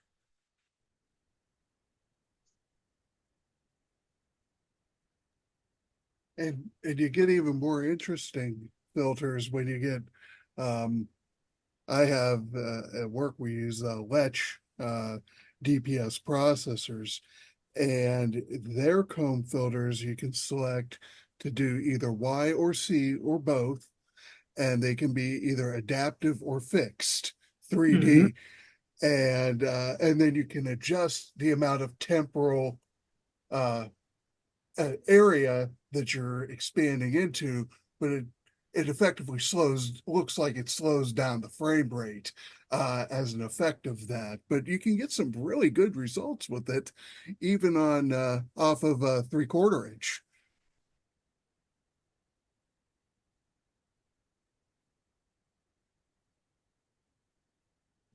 Yeah, I'm trying to recall the Ferrugia. That's E. Ferrugia was really a master of NTSC image processing.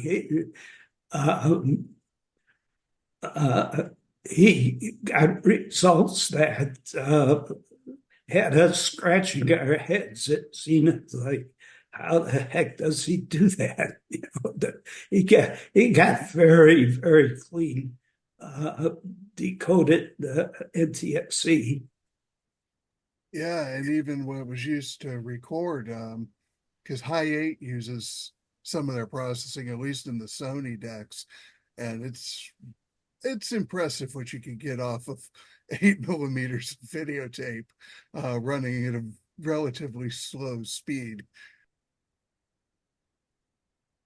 I think John Lowry's sort of the master of that business. He was the owner of Digital Processing Systems up in Toronto, and I went up to see him a couple of times, and he was able to port that technology into the digital world, and even today you see his name as the restoration expert on a lot of motion pictures. He's the one that did the DPS adaptive comb filter. Uh-huh. Which then got up by Letch, and then they got bought out by Harris, and then Harris disavows all knowledge of all of it. And the last guy who was knew anything about that equipment passed away about a year ago in Virginia Beach. Mm. But I tell you, it did work really well. It really did.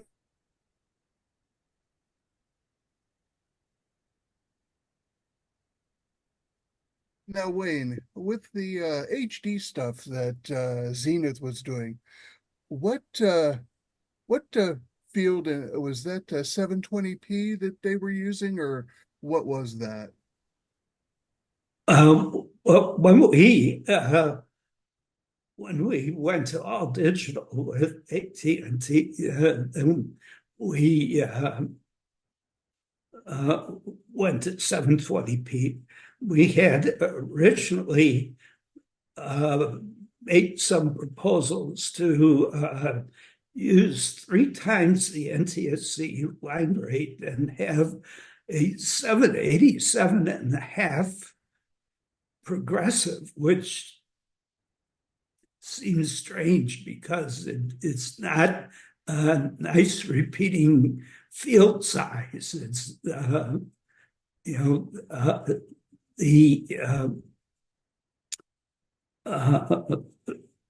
doing the scan precisely correct would involve a vertical scan that has essentially no stored energy and would always start exactly at the top of the frame, even though there was a half line left over at the bottom. And of course, cameras with electrostatic scanning could do that, but monitors couldn't.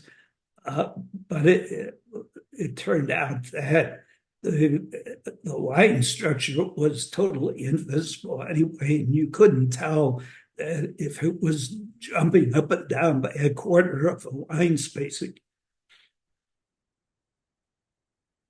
Wayne, was that Bosch camera that you guys had capable of doing 787? Yes. I got the AT&T camera, and you guys gave the other one to Chuck, I think, Chuck Farris. That's right. And I don't know, there may have, Jay Ballard said there was a third, but I have no idea where it is. I'm trying to see if I remember a third, but I don't know. He might have been, it's possible he mistook it for either your camera or the one that I now have. Could be. If you open it up, you should find a lot of added shielding because the digital control circuits in the camera ran at 27 megahertz, which was still within our video band. And it showed up in the video output until we added a bunch of shielding.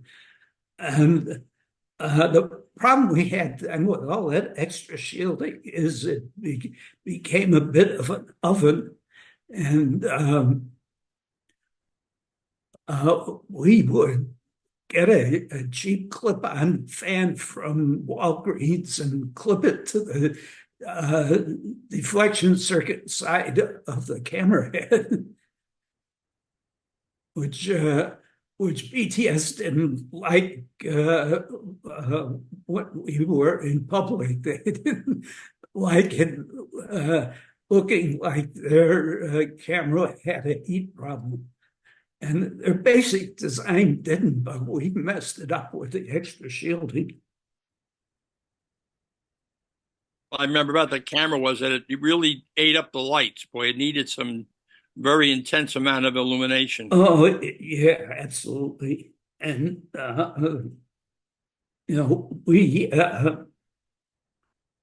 we set up a little corner studio with HDMI lights, and my assignment when we first set that up is to stop in the toy shops in every airport I went through and find some mechanical toys to put in front of the camera. Just like Felix in front of the RCA mechanical cameras. Yeah. Were those tubes in that, were they Satacon or were they yeah, Satacon. Satacons. Yeah. And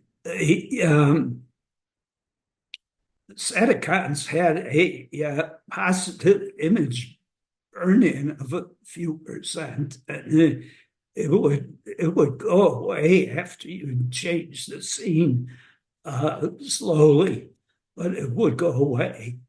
But when we were doing the measurements of the color response to determine the proper matrix in the camera, we had to get all set up and try to do the measurements within a few minutes, because by the time we got from the top left corner of the color chart to the bottom right, there would have been like a 5% or so burn-in.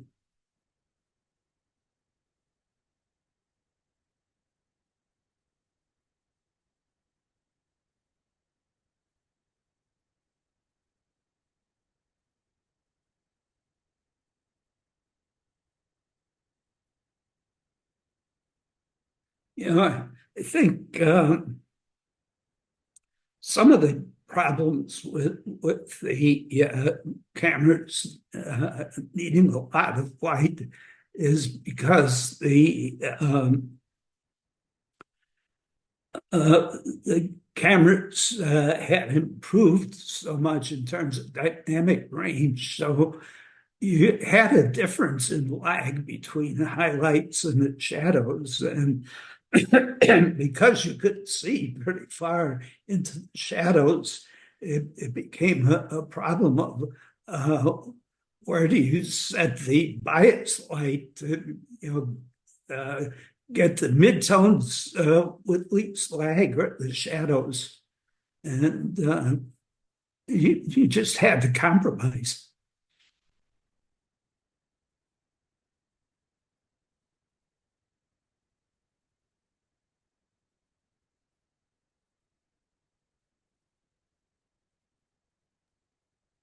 Did you guys have a Bosch HD VTR as well, or did that come a couple years later, I think?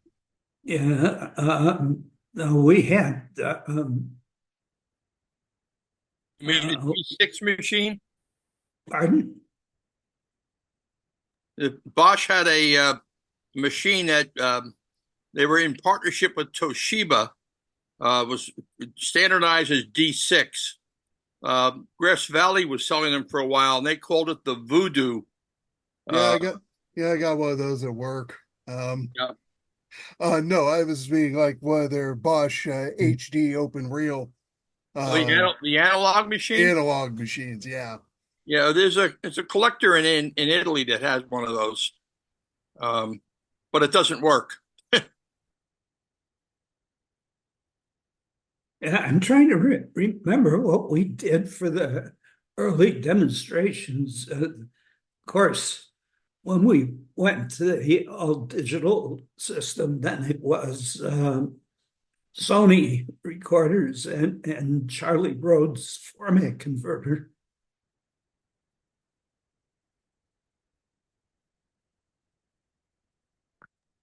Wonder if any of those tests that were recorded, I wonder if any of that stuff still exists. What was that question? I wonder if any of these early tests, if anything that was recorded, I wonder if any of it still exists. Well, I've got all the stuff that came out of Bell Labs. And I think I have all of Wayne, I think I have all of Zenith's stuff too. That's interesting. Yeah, they just sent it over. Oh, that's good. I was going to say that I think the actual ATTC test material I thought went to NAB. Yeah, I don't have any of the ATTC stuff, but I do have 2 of the Tektronix converters and a manual. Hey, that's great.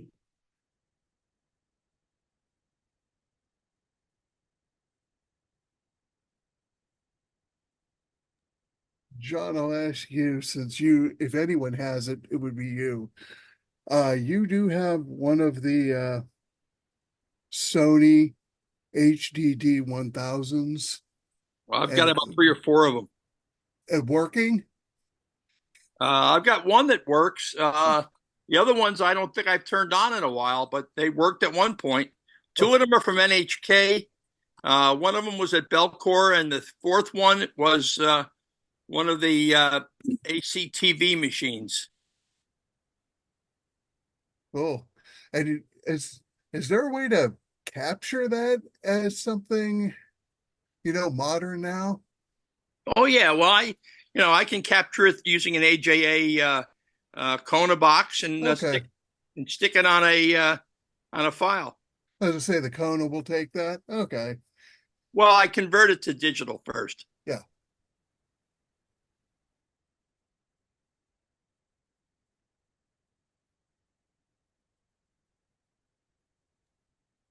All right, everyone. It's been a pleasure. I'm gonna run. You all have a great night.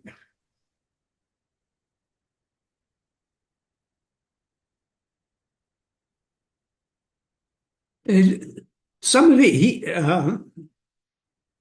mentioned that Charlie Rhodes redid the offset audio carrier versus offset color.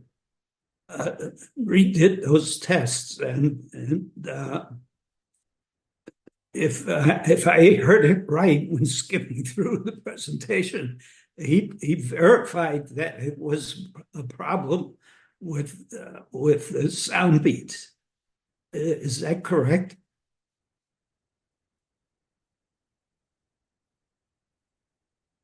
Say that again. Are you talking about the test that Charlie Rhodes did, Mark? Yeah. Wayne? Yes. Yes. It was the interference of the 286th harmonic of horizontal sync with the 4.5 megahertz audio when it's stationary and not being FM'd. And that was the original concern. Is that your question? Yeah. So he verified that was a problem. It's always been a mystery to me that something that high of a harmonic could have that much effect, but I guess that's why he did the test. I would love to see it or see it replicate it someday. I think it wouldn't be too hard to replicate it. I don't think. We ought to be able to do it. Maybe that should be an ETF demo or one of our projects can we replicate Charlie Rhodes' test? Phil Crosby's still around, and he was glued to Charlie for his career at Tektronix. So yes, You might be able I to help with this. he might be able to shed some light on it. That would be wonderful. It would be interesting if Charlie documented how he did that, and but it's something that could be done. I mean, it's not mysterious of how you would set that up, and it's just a matter of having an analog TV to look at it with that would be of that. Maybe the ones of that era were more prone to the interference because of their wideband video amps. But whatever it was, yes, it was a problem. It's in the January issue of IRE Proceedings. There are two papers in there on page 80, I think, starting on page 80 by Abrams from General Electric, and he discusses the whole issue and why they chose the harmonic that they did. Wasn't I think I've been reading some of this stuff recently. I've been deep diving into all this stuff because I was not a video professional. So this stuff seemed to happen with the nonlinearity of detectors. That's where you got the beats. So if you have perfect detectors, you'd be all right. So in modern times, you may not get it. And the thing that struck me odd here, so apparently the consequence of this problem was to shift the horizontal and vertical frequencies slightly, which got us away from the 60 hertz and made them visible. So it's really oddball that the 4.5 megahertz stayed put, which should have moved, I suppose, because who cares where that is exactly. But it was the 60 and the 15 kilohertz that moved instead.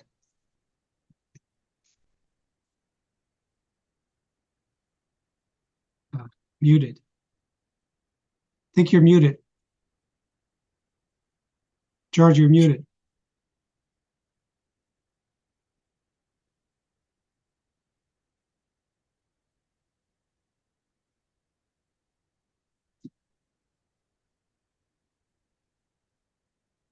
George, we can't hear you. I beg your pardon. Okay, try it again. Yes. So they just the FCC apparently just said, no, we're not moving the audio frequency. So leave it at 4.5 megahertz. So because they said, well, you might have to detune some of the TV sets, and I don't know, the manufacturers, they were like 35 TV manufacturers at the time, and trying to get a consensus out of that might have been fun, but they didn't want to move the 4.5 megahertz frequency. In fact, RCA built TV transmitters starting in 58 where they had a phase lock loop built out of vacuum tubes to do nothing but keep the audio subcarrier precisely 4.5 megahertz above the video carrier. And if it went off, it shut the transmitter off. And at any rate, yes, the audio is going to be FM'd. And the FM, I don't remember anymore. There's a frequency tolerance on the 4.5 megahertz sound transmitter because that was classically a separate transmitter at a TV station. You had a visual transmitter and you had an audio transmitter, and they combined them into one antenna typically. But the transmitter they both had frequency monitors. They both had crystal ovens. They both had to be kept within a frequency tolerance. And I don't remember what it was. It might have been plus or minus a kilohertz or something like that. I don't remember John might remember, but I don't remember what the number was. We used to have to read the meters every half hour and write it down in a logbook to say what it was. And at any rate, so that was the thing. If you take 4.5 megahertz and divide it by 286, you will get the horizontal frequency. And then you have to divide that by 525 to get the vertical frequency. So that's where it came from. Now, the color subcarrier is a little more flexible. You can choose some other frequencies, but they chose one that they could derive down to the 15734 off of the color subcarrier. There's certain frequencies work and certain don't. Wayne, what would you going to say? Yeah, the choice of the particular colored subcarrier frequency was also taking into account the stability of the dividers. They wanted the dividers stages to be low prime numbers, because if it was a large prime number, it would be easier for them to drift and get an extra count or count one less. And so the biggest factor they used, I believe, is 13. And the factors in the monochrome system, I think the biggest factor was 7. And if you chose some other interleaved frequencies, and the numerology would be bad because you'd have one part of the chain with a large divisor ratio, and doing that with pulse counting circuits rather than digital flip-flops could be a problem.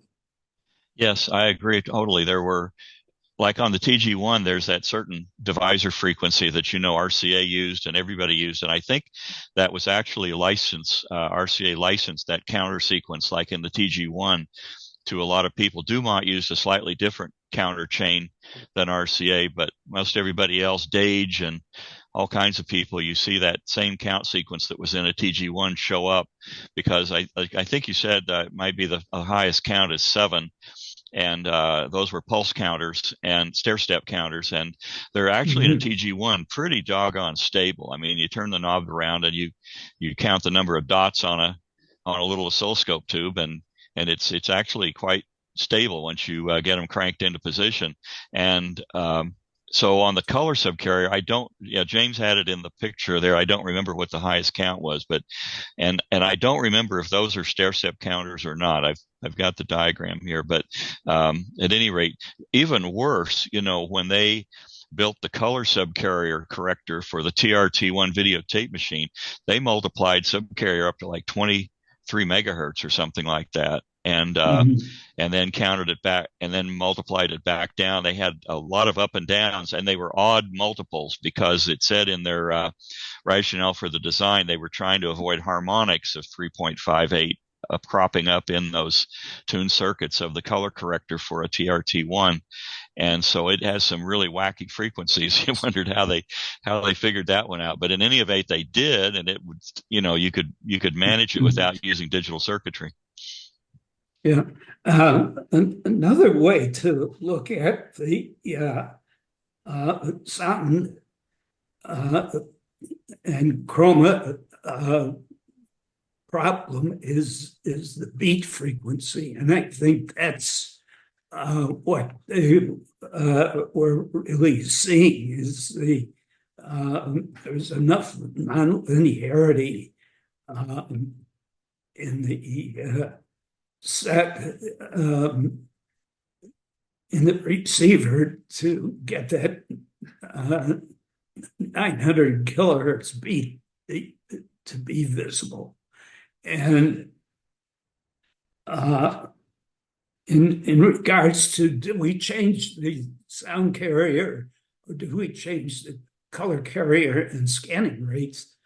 The audio deviation is plus or minus 25 kilohertz maximum.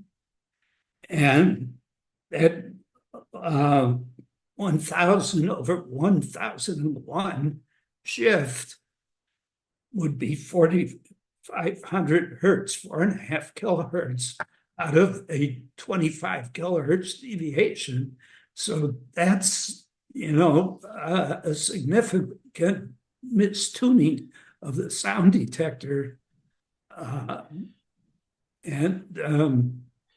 So that argues for the receiver manufacturers not wanting to do it. This is Mr. Abrams. I'm quoting from his paper in the IRE, and he said it's easily computed that there are harmonics of 15.75 and they're the 285th and 286th multiples respectively, the latter figures nearest to the proper nominal. Nevertheless, it would be unsatisfactory to move the sound carrier by the required 4,500 cycles, lest some existing monochrome sets be unable to obtain proper sound reception. The sound carrier has therefore been left at its monochrome value at 4.5 megahertz in order to obtain frequency interleaving with the chrominant subcarriers necessary to move the latter. And this in turn necessitates moving the line and field frequency by the same percentage in order to achieve frequency interleaving. So there you have it from Mr. Abrams in 1954. And so let it be written, so let it be done. And then he computes the 15,734 as the 455 divided by 2 factor.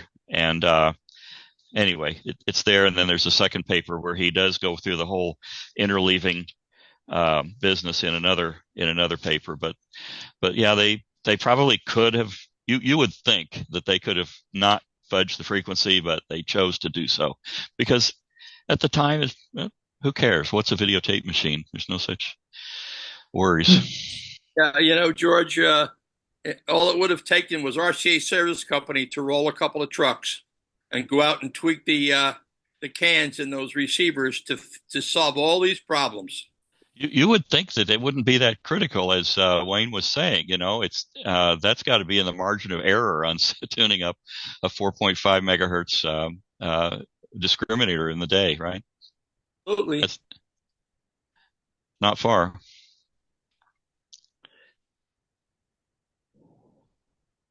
But maybe if you counted up the tolerance stack up of the transmitter drift and all that stuff, maybe it gave them pause. I don't know. How do you second guess it? But the problem question is why do it today? Yes.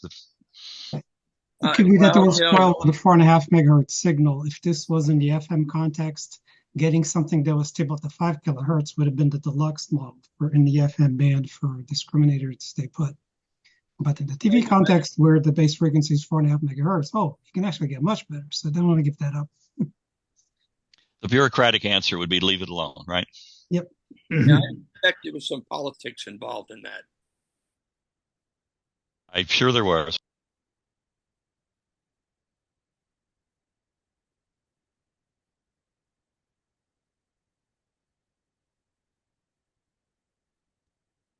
I'd like to share an observation that came from the visit to the early TV convention. Somewhere along the way, looking at schematic diagrams, it became apparent that RCA in particular started to use Z and X axis the modulation. And I became a little obsessed with finding out why that was selected as opposed to the other axes that people were used for demodulation TVs. So I corresponded with several people, including James and John Gilstrap, I think is the name. And I don't know if this is the reason why that axis was chosen, but finally, when I saw the circuit clearly drawn, and from my background, I spent a career trying to match devices, being an A to D, A to A designer, it became clear to me that if you use that X and Z axis, which has something like a 57-degree separation as opposed to the 90, if I got the numbers right, it makes the 3 color decoders identical. So now you can have identical resistors, and that resistor is not that big a deal, but say in the case of where you have a big chunk of the values of each matrix, R, G, and B, being determined by the impedance, say, of a triode, then that's a big deal, because that means that now, even if the triode impedance cuts in half by aging or by warming up, the hue doesn't shift, as long as it tracks pretty well. So that's an observation. I really don't know if that's the reason why X and Z were chosen. The reason X and Z were chosen is because it's followed by the 3-section matrix for R minus Y, B minus Y, and G minus Y. Right. With the coupling being in the cathode of the 3 tubes. And that means that the R minus Y gets some minus B minus Y in it, and the B minus Y gets some minus R minus Y in it. So how do you fix that? The way you fix that is you change the angles of the two demodulator tubes so that one of them demodulates mainly R minus Y plus some B minus Y, and the other demodulates mainly B minus Y plus some R minus Y. Then when it goes through that 3-tube color difference amplifier matrix, the output from the 3 tubes is exactly R minus Y, G minus Y, and B minus Y. That's the reason. Right. Okay. So this kind of the hue being independent of the conductance of the tubes is kind of a bonus. Yep. Oh, sweet. Wayne, was part of it perhaps, as Joe was mentioning, is part of it because is it more tolerant to tube aging or differences? I never thought about that. I'm taking his word for it. Yeah, I mean, not to differences. It makes sense. Yeah. But that I don't know who the inventor of that matrix circuit is, but he really deserves a prize because that takes care of the matrixing of the color difference outputs, and it also does the DC restoration of the color difference outputs at the last possible point before hitting the CRT. Right. So the DC restoration is much more stable than a lot of other sets at the time used higher level demodulators that have a direct DC connection to the CRT grids, and so they're very susceptible to drift in the tubes. But by having the DC restoration at that late stage, you get rid of a lot of drift problems. Wow, this is quite an everything is better kind of solution. Yep. Yeah. I mean, my comment is all predicated on or the expectation that the tubes would drift and age together, which is a reasonable thing to say on warm up when things are GM is still and conductance is still, varying by large amounts for a good while. So anyway, but I is not very critical to changes in color gain, and it's much more critical to changes in the DC balance. So, that was really a genius circuit. Wow. Yeah, I've not been able to find its origin. I've been able to kind of determine that the CTC7 set was the first to show it. I've looked up patents and everything, and I've not come up with the origin. And if now with the extra merits that you're conferring upon it, really would love to find out where's the patent or the origin of this.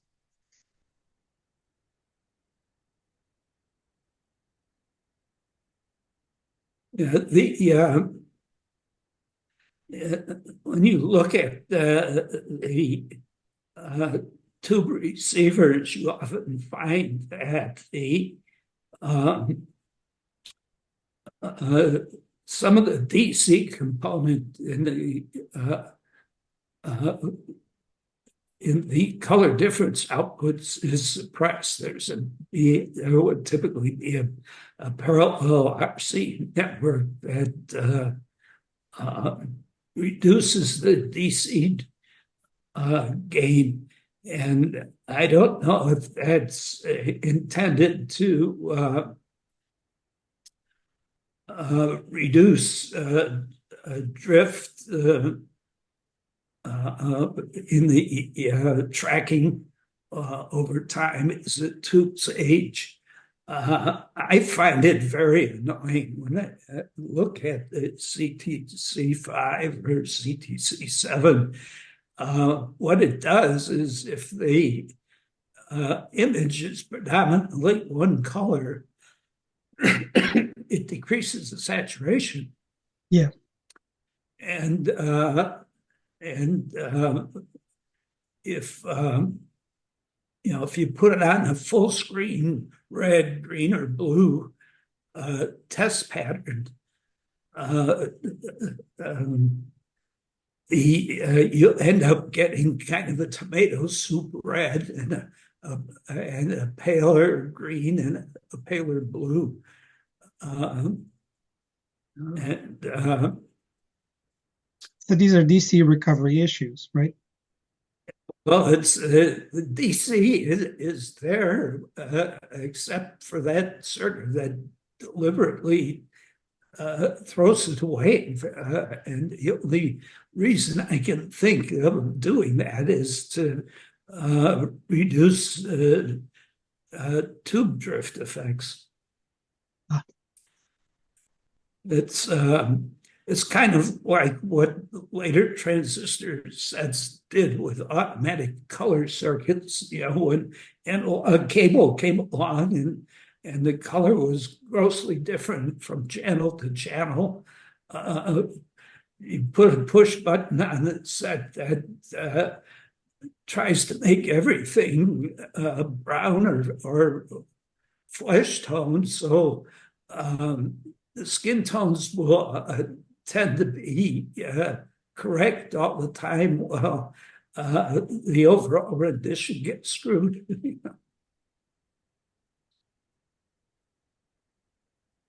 Yeah, the other thought that this brings to mind is that Kodak for decades made automatic printing machines for color negative film that did an averaging over the image, and it was very successful. Occasionally, it would have the same kind of failure, which is properly called a subject failure. And I had one print I took of a picture I took of someone close up wearing a bright red sweater, and the print came back from the lab with cyan looking faces. And it's just the the automatic printer acted a little too strongly.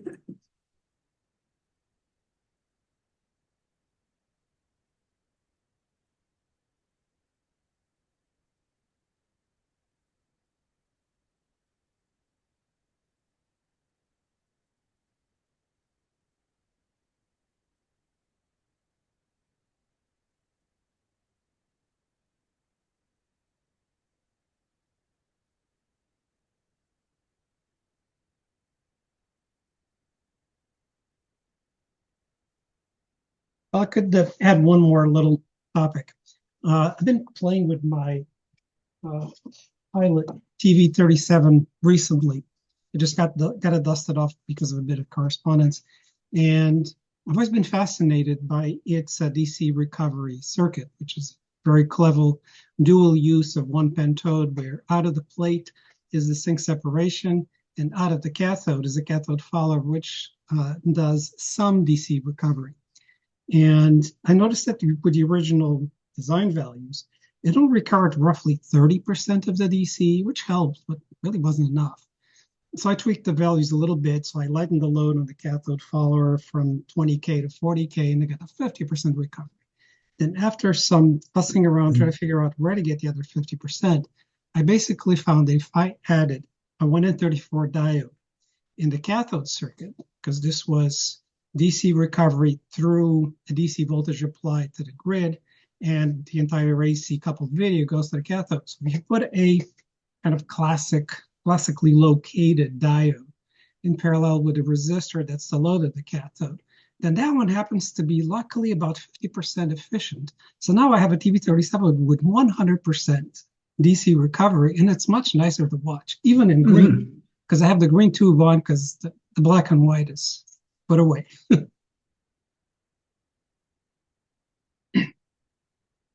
So we can attribute everything that happens in a set, design one way or another, to saving parts, which is my kind of classic all-time pet peeve.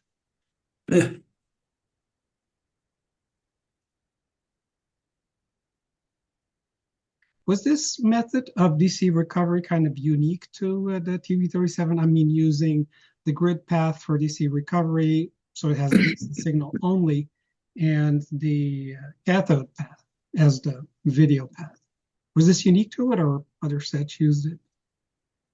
I don't know if it was unique, but I've seen the discussion, and I know that's the only one I've seen, but that doesn't mean much because I haven't studied a lot of early sets.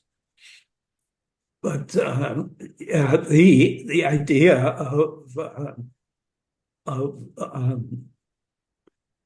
developing essentially developing an AGC voltage that will, because the way it's coupled will mimic the lack of DC coupling, and connecting that in opposite polarity by going to the grid is, that was a smart idea. Yeah. I was just, really thrilled to see, wow, this is so cool. And then in the context of a $99 set, apparently intelligence and engineering were not in shortage. Yeah, but of course it's an open loop correction. Yes. The circuit wiggling the grid doesn't necessarily have the same DC gain as the video wiggling the cathode. Yeah. I mean, actually, I guess I tested the cathode follower separately, and surprisingly, it gets a gain of 0.95, which is kind of translates to a screen grid mu of 20 or so. So that wasn't the reason why I was off so much. It's just the efficiency of that diode function onto that resistive load and the cap. The best you could do is about 50% recovery. That's just a matter of RC diode kind of loading effect. And it wasn't optimal originally. I don't know if that was to try to make that circuit work with, no, I don't know. I can't speculate on that. But it did get a good part of the way there. And another imperfect, cheesy, add one 1N34 diode to the cathode circuit, get it to 100%. Oh man, that is just cool.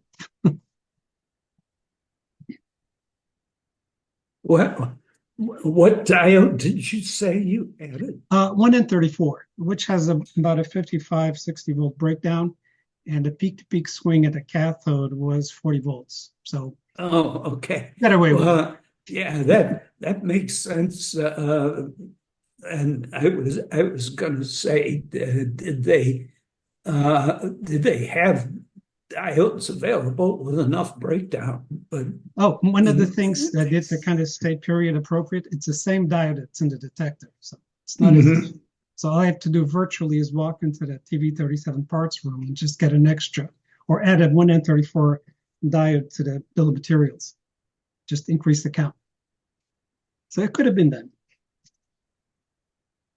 So maybe the set would have had to have been sold for $101 instead of $99. I don't know.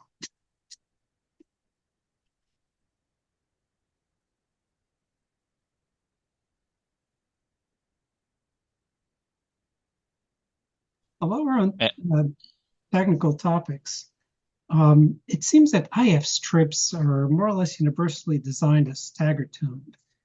Did Tokes investigate having more complex tuned tanks on each stage, but so that you could have fewer stages and still get a comparable gain bandwidth product and all that good stuff? No idea.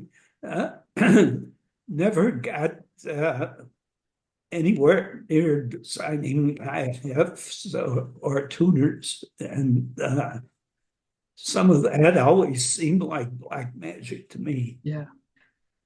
Even a simple concept of, say, two of those two stagger tune tanks, say if they were put on the same plate, you could have just on quick observation, oh, that way you get the two tuning curves right on the same stage gain. But that is not as simple as that, because the two being stacked together, they'll cross couple, and you get kind of into an overcoupled setup that maybe can be dealt with, but it's just not trivial. So I got only as far as realizing that it's not trivial. So I was wondering if that was ever attempted. Maybe some cross coupling was done. I mean, not cross coupling, overcoupling. But overcoupling is not helpful because that tends to make that particular overcoupled stage then having skirts that are too steep, so that the other stages that are trying to tune outside it would have a hard time. So it has to be all kind of medium bandwidth on each of those. So you stagger about 3 points to get the full coverage.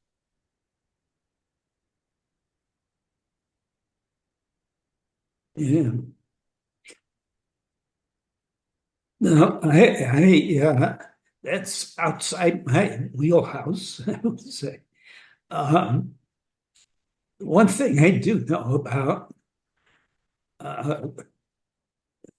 broadcast service and broadcast receivers, both radio and TV, is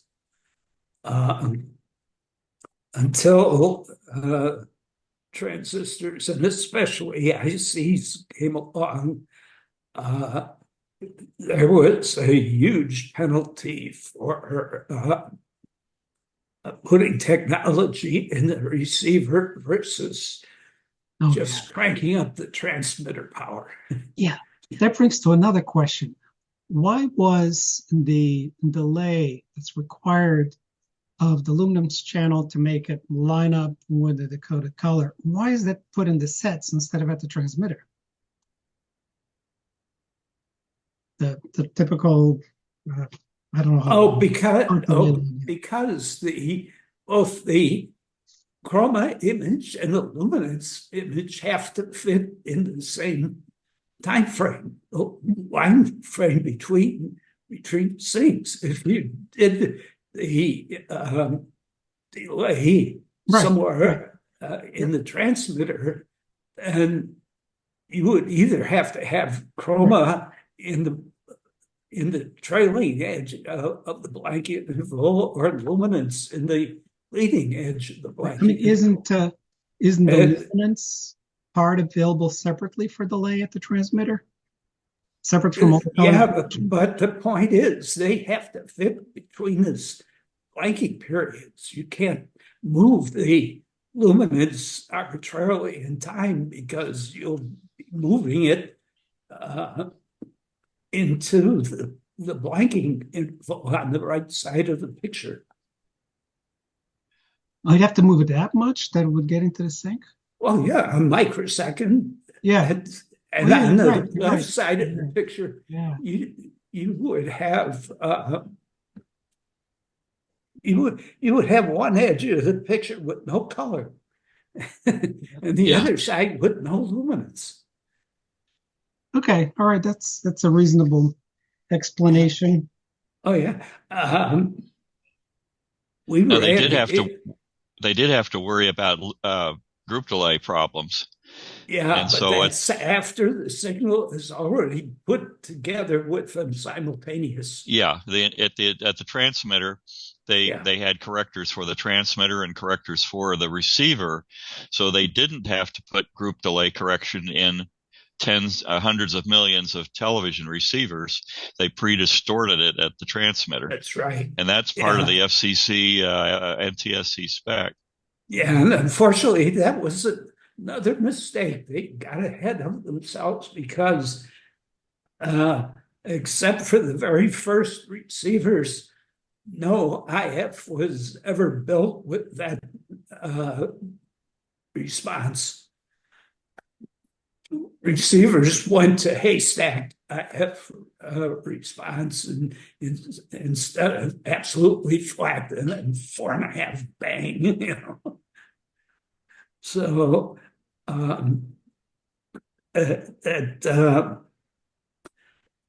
it's one of those things where people outthought themselves. They overthought it, just like equalizing pulses. There's like, why are there post-equalizing pulses? Because there was no sync circuit at the time that was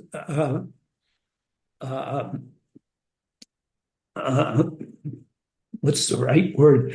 It's they were all minimum phase circuits. There were no phase corrector sync circuits that had a delay correction over the time of a field, so that it could do a pulse by pulse comparison and have the post equalizer pulses actually affect anything. It's what was happening in the receiver is you had differentiators, and integrators, RC circuits, and the vertical would integrate up the pulses. So the pre-equalizers were useful. But then once that vertical got triggered by the vertical sync, the remaining sync pulses were not going to affect it at all. It was those integrator circuits to take to separate the vertical sync would be totally settled by the time the next vertical sync came along. So it's there, but the only point at which it actually got used is when people went to integrated circuit sync separators that actually looked for every pulse. And when CNET first introduced theirs, it was so accurate, so noise-free, that you could run the signal down to where you couldn't see a picture anymore, but the vertical and horizontal would still be in sync. And then, of course, video games came along with non-standard sync, and every set they made that year barfed on video games.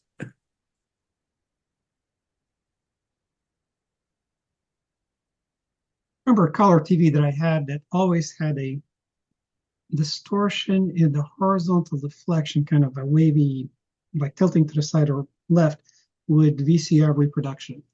Yeah, well, that's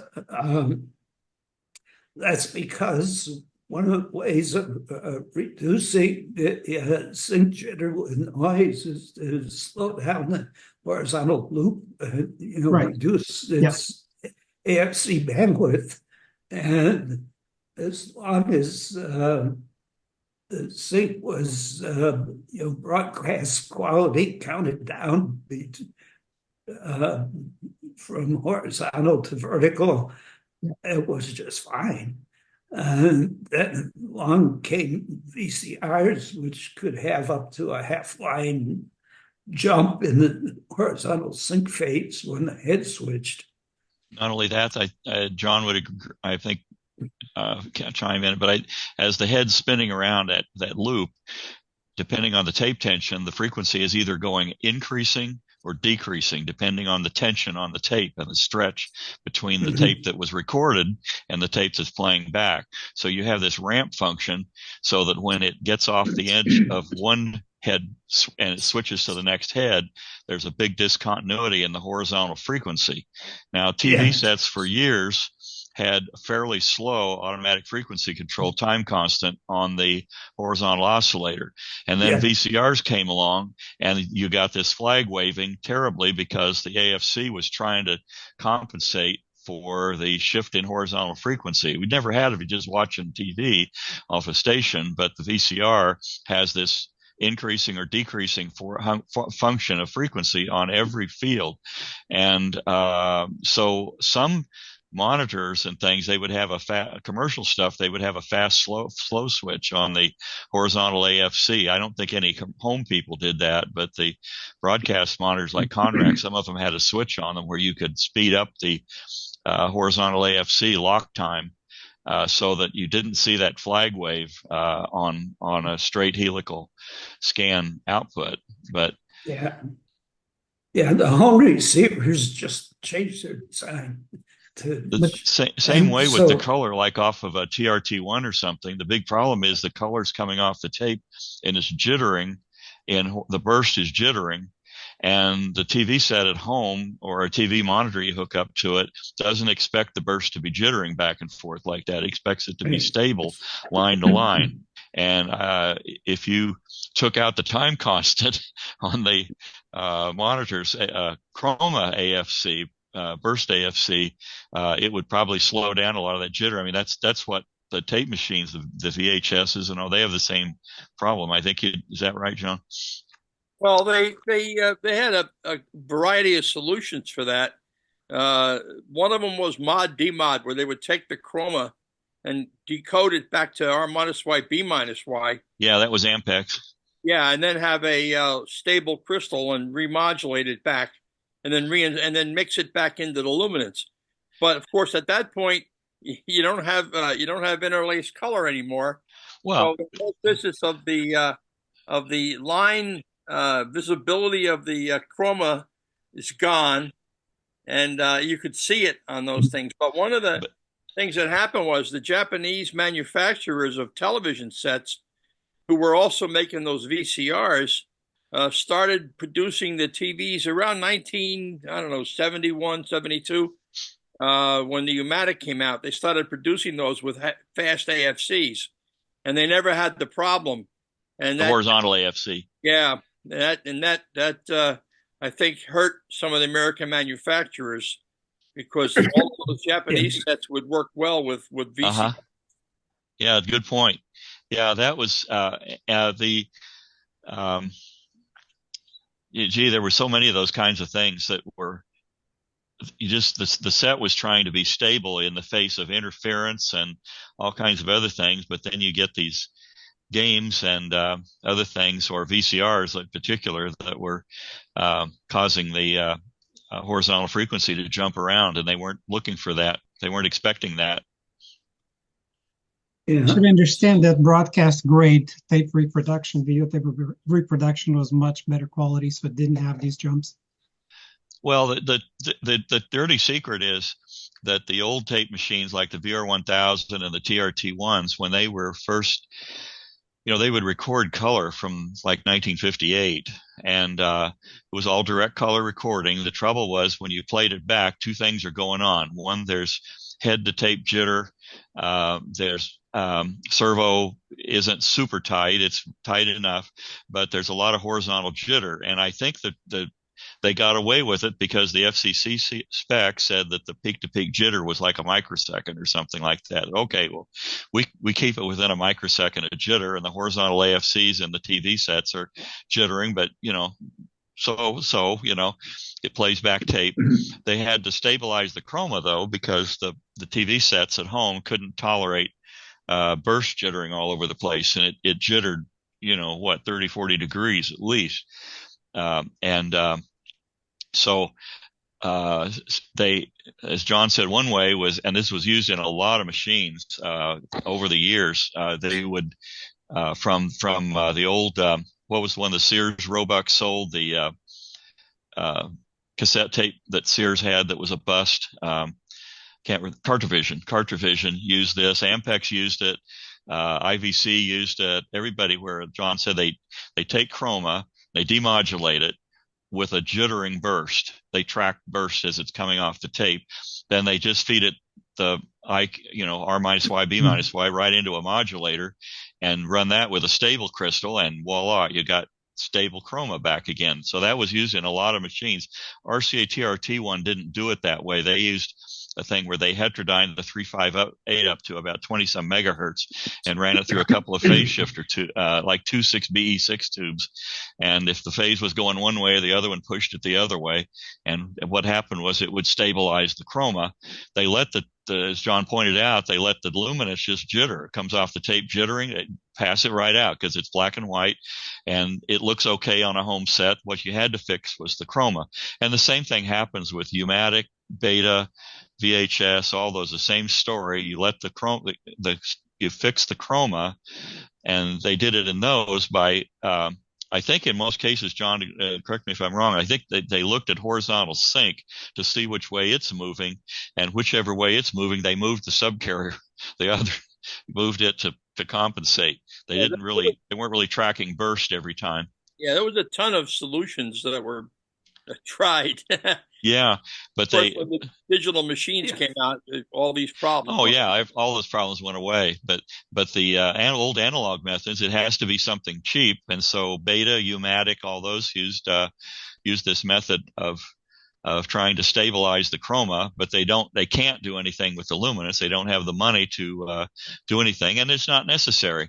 But that's why, like on a U-matic or VHS, when they go to a solid color field, you see all that jitter in the horizontal lines, and it's just phase error that didn't get corrected. And the other thing to compound the felony on that, they don't put the chroma isn't protected under the FM like on a broadcast machine. On a broadcast machine, everything's protected under the FM umbrella on the tape, so amplitude perturbations are reduced to a great extent by that. But on a U-matic or a VHS or Beta, the chroma is not protected. It's just slammed on the tape as an amplitude modulated signal, which it is, and it's not protected under the FM modulation process. So there's a lot of amplitude variation on the chroma, amplitude and phase jitter because of that. Correct me if I'm wrong on it, John. That's exactly what happens, and that's why those formats, they were in use for a while in broadcasting, but the heat was really on to get digital formats because that would fix those problems. But yeah, U-matic is. It was used for a while for news gathering for TV stations, but boy, the performance was well below par. Didn't come anywhere near 2-inch or even 1-inch machines. Oh no, but people did broadcast it. Yeah, I believe. Cheap. Pardon?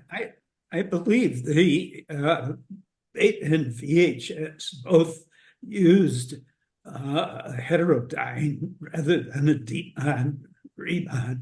But in terms of the math behind it, a Demon is simply heterodyning down to zero, whereas what you normally think of as heterodyning is heterodyning that color under carrier at 800 kilohertz or whatever it is back up to 358, but heterodyning it with a oscillator that is in a fast AFC loop based on the burst. So, well, the U-matic format I ran it had a 688 kilohertz chroma, and it doesn't have the ability to record 358 in the first place. It poops out at maybe 2.5 megahertz or something like that. So there's no way to record chroma with the head FM system that's recording the monochrome signal on a U-matic. And VHS and these others are in that same category. They're a little change, but they're all the same idea. So they just said, well, let's heterodyne the 358 and heterodyne it down to 688 kilohertz and slam it on the tape with no bias, no FM, just slam it down in the low frequency range of the head. And then when you play it back, you heterodyne it up to Yeah. 358, but now you have this problem. It's jittering all over the place, and they had to stabilize it by moving the heterodyne oscillator. So when you move the 688 kilohertz back up to 358, you're unjittering the jitter on coming off the tape to stabilize the chroma. Yeah, but you say there's no recording bias signal, but actually the FM carrier acts as a bias signal for the chroma under. You're right. I guess there is an extent on that, but they didn't intentionally put any, I don't think. But you're right. It probably helps having that FM. But at that low frequency, I don't know how much video energy's down there. Some sidebands of the lower sideband of the FM would be down there. But at any rate, you're right. It was a clever solution to a problem. It's very smart. Yep. Now it's also the thing to notice is that once you do color under, you don't dare have any color in the FM because your output would be a mixture of the recovered color under and the jittering color from the FM. So you are forced to cut off the luminance frequency at 2 or 2.5 megahertz. Yeah, the lower frequency region on a U-matic or something like that has got to be just a mess in terms of the sideband energy in that area. Take a look at it on a monitor and throw the monitor into chroma only, and it's just nothing there. It's amazing that it works. Yeah. You know what? Thinking about it for a second, I don't know how CartRevision did that. You remember that machine?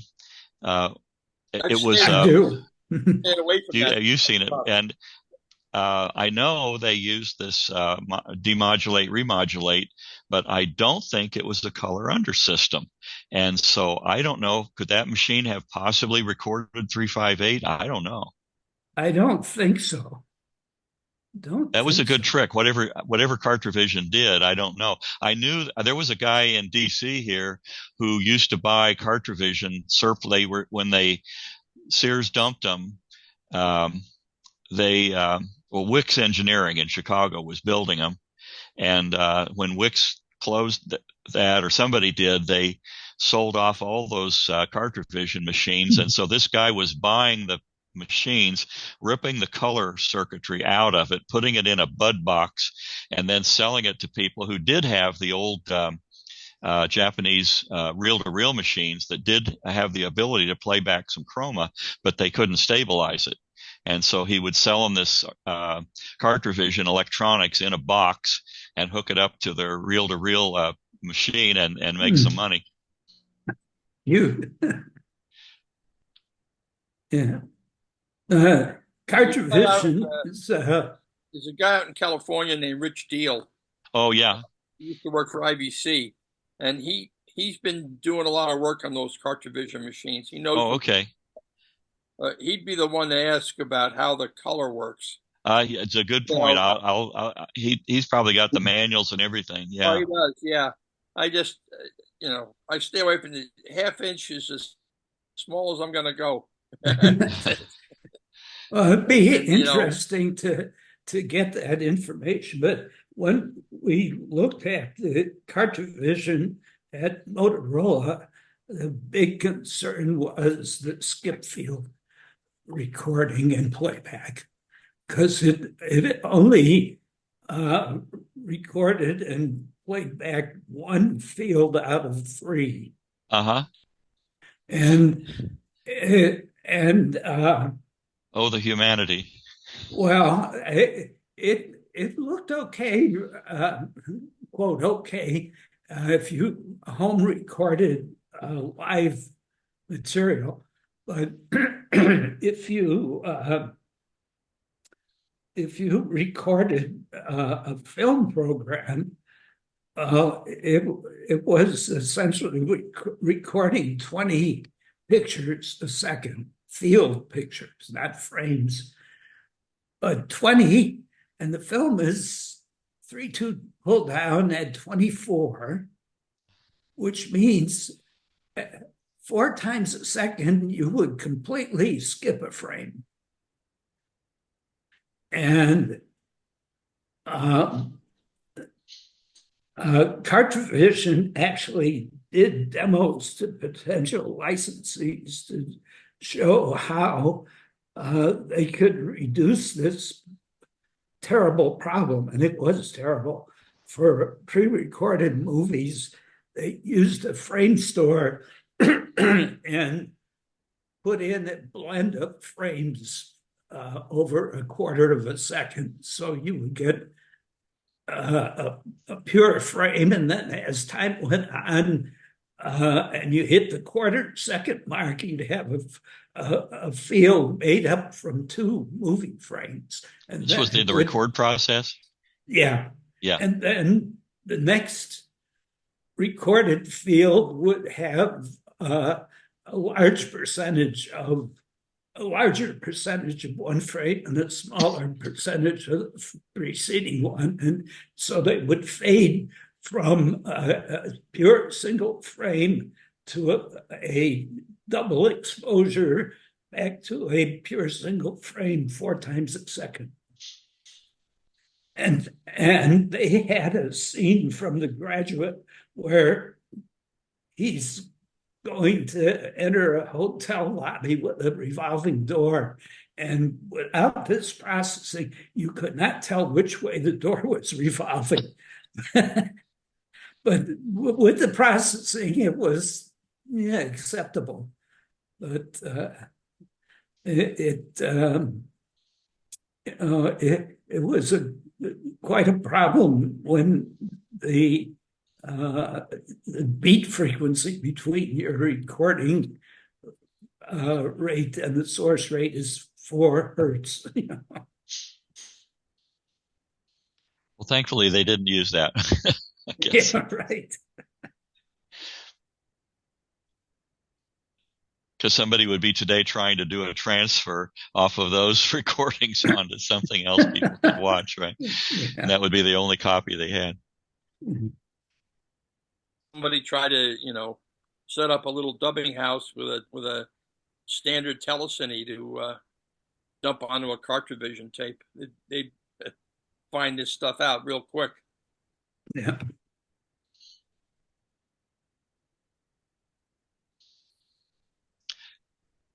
Well, gentlemen, it's been real. I think I'm going to have to sign off here, but thanks very much. I really appreciate and enjoy talking to all of you.